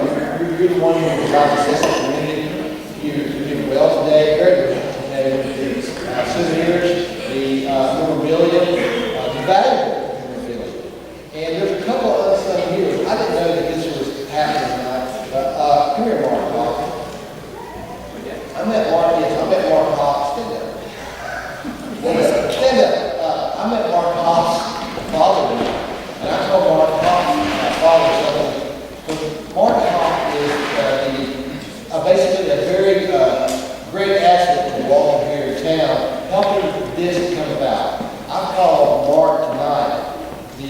greatest asset that Mark has locally in helping him accomplish that. There's plenty of other people who do great things, okay? Terry Ken McVeigh, she's an unsung hero. And Mark Hawk is an unsung hero, in my opinion. And this man doesn't want anything. He's probably going to slap him when we get off the stage. But I'm But anyway, I'm very thankful for what he does for Walter, and this event happens because of that. I've got a business report on the money, and I want to give that real quickly. This man is in the bank, deserve a hand. He deserves a hand.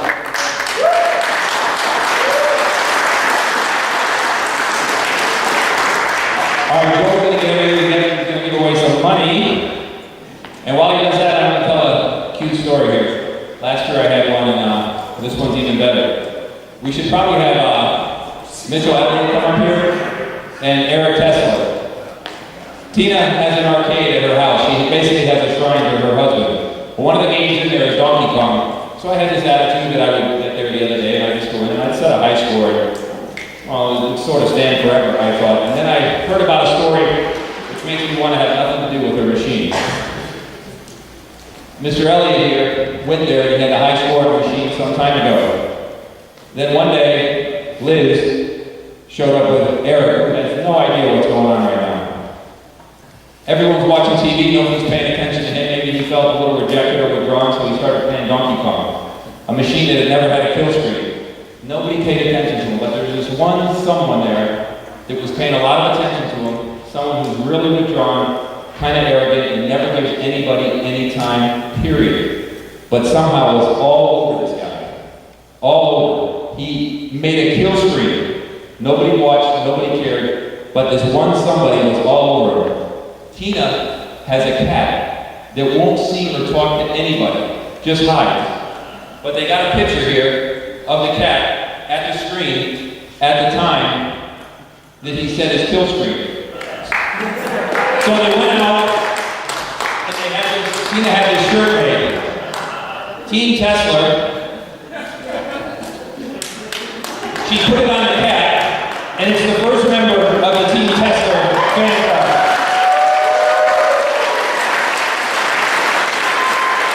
So he seems to reach out to people with no one else, he seems to reach out to creatures when no one else can. We're going to pass it around the room so people can see it and pick on him a little bit.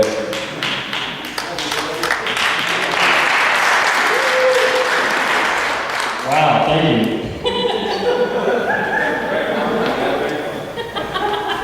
If anyone else wants to be in this fan club, you know what you're joining.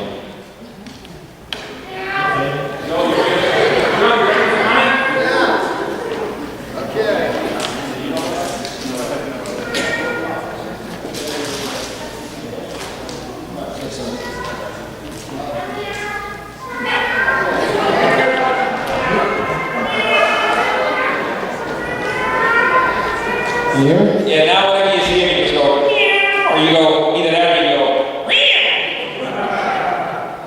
Okay, I give you a report on the final money here on the silent auctions. Now, I'm not going to drag this out, so let's get straight to the point. For a gift of $25 on Alan Stahl's wonderful photograph that Bill McAvoy donated to the organization. Jerry Berkeley has won Alan Stahl's photo.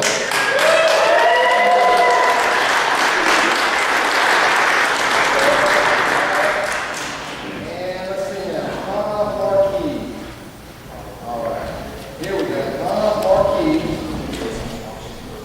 for a generous gift of $80 was won by Mr. Derek Sorrell.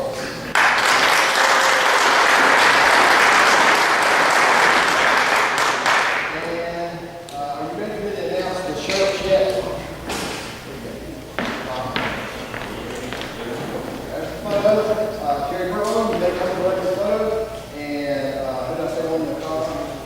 Derek Charles. They're all collected. Not here, I did.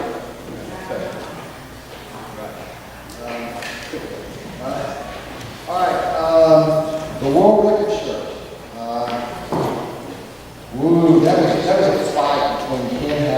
those up. Kelly. Let's see, what's that name, Kelly? We're gonna round up the next column for $256. Kill screen. Yes. We have such an appropriate number. The world record shirt will go to Mr. Kelly. How are you?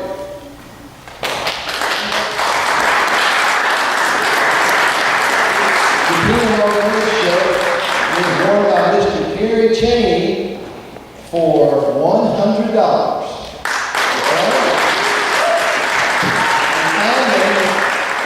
Mr. Gary Cheney was so kind to donate his centipede machine to help further this project. And someone has bought it for $450. Thank you. Congratulations, David.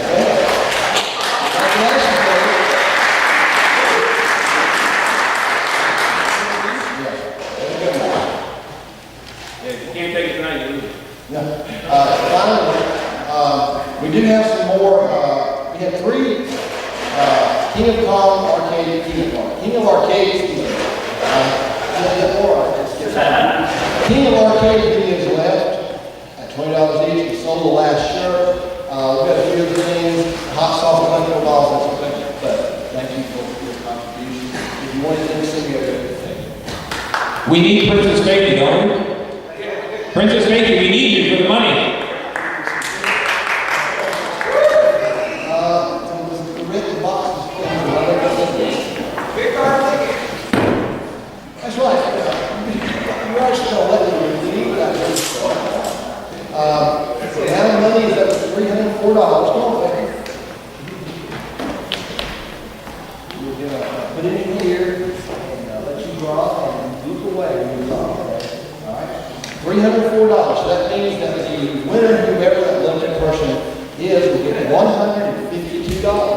Not bad for a little bit. Okay, no. There you go.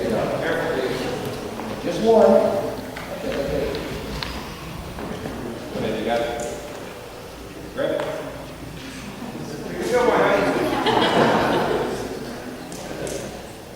You see the name on it?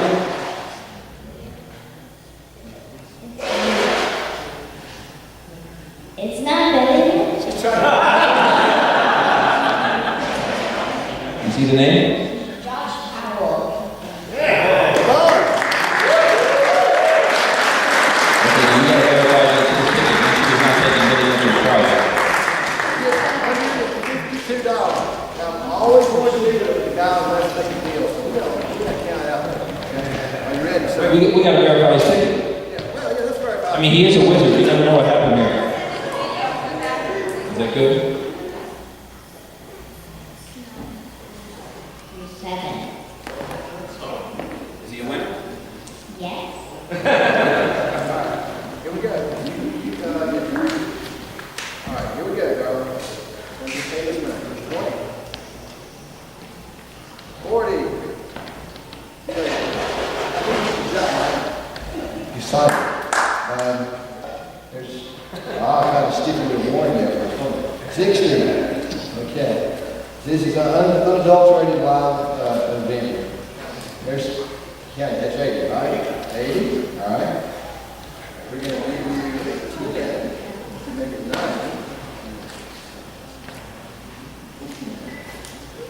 Another 10, that's 100. So, yeah. Okay. No problem.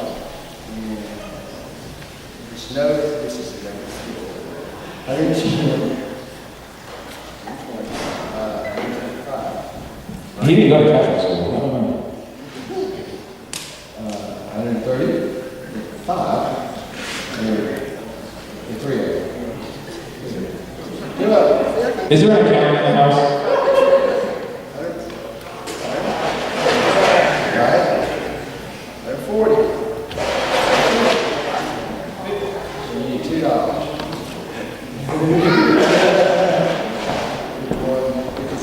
I don't know how. You got a double count that? I don't have to make a deal. Go ahead and count. 20, 40, 60, 80, 91, 10, 15, 20, 22,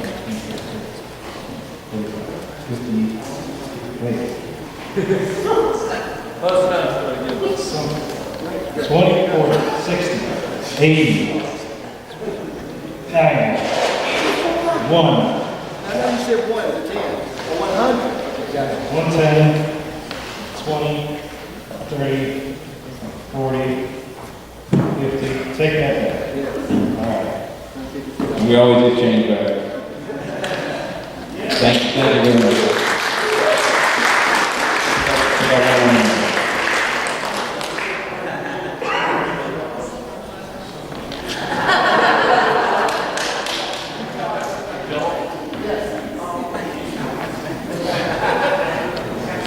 Never get a job in the bank.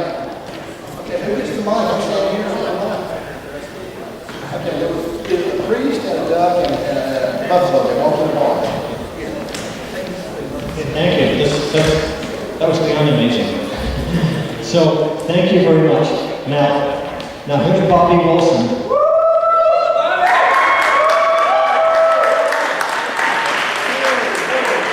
I'm afraid to ask where he was during my... Okay, so Bobby, honored you. You have an award here for one of the most awesome players, one of the greatest supporters, one of the most beloved people in the community, and it has to agree with all that. Anything less to say? No, thank you. Thank you. Yes, indeed, drinks are on me. Come down to the Drinks on me. Exactly. On you. Exactly. So essentially, here's the final conclusions. So thank you for being here with us. Thank you for doing this with us. Thank you for uplifting each other. You know, like I said earlier in the photograph, it's only incidental that video games are connected to what we do here. Because anytime people gather like this to honor each other, they uplift each other. And when they uplift each other, it's easier for life to go on and become comfortable and happy and nourishing. And so that's really the most important thing we can ever do here, to nourish each other, respect each other, honor each other, and thereby uplift each other. So it's only incidental that the video games are connected to us, to this whole proceedings. And it's really all about bonding as friends and bonding as community. Now, we can't forget the fact that William McAvoy has done all this work for us, doing all these photographs, has documented this for history, for posterity, for everybody, for the IRS, for everybody who's interested in what we're doing here. And so William, you are going to have an award, and your award has disappeared into that mysterious black hole that Doc Max and Kelly Fluids has disappeared. So get up here, let's honor you, and I'll send you the award through the mail. Pardon me? You get a Billy Award. Okay, so you can hold the Billy Award. That's a great title. Is it yours?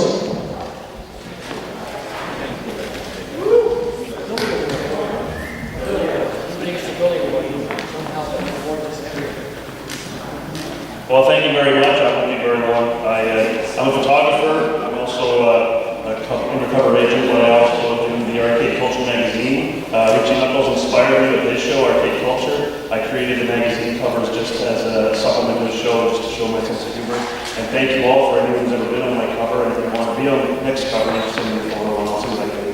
Thank you, Walter, and Billy, for everything.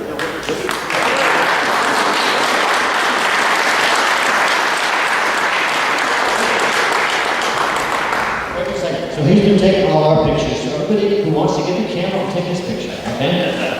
Return the favor. So thank you very much. So Mayor Lazio, please step forward here. Eric Tesler, please step forward here. I and Mayor Lazio together want to thank you on behalf of the video game capital of the world, on behalf of Fairfield as a Renaissance community, on behalf of the tremendous gaming community, for believing in this so much that your desire to see this happen way more than any need to hold on your money or be wealthy or something like that. Putting your money into this and making this happen for you is so amazing that thank you on behalf of all of us. And on behalf of the town, I want to thank you, Eric, for your energy and your commitment to the gamers, and to all the people who are here and people who couldn't be here tonight. Thank you for what you do for the community. And let's hear it for Eric.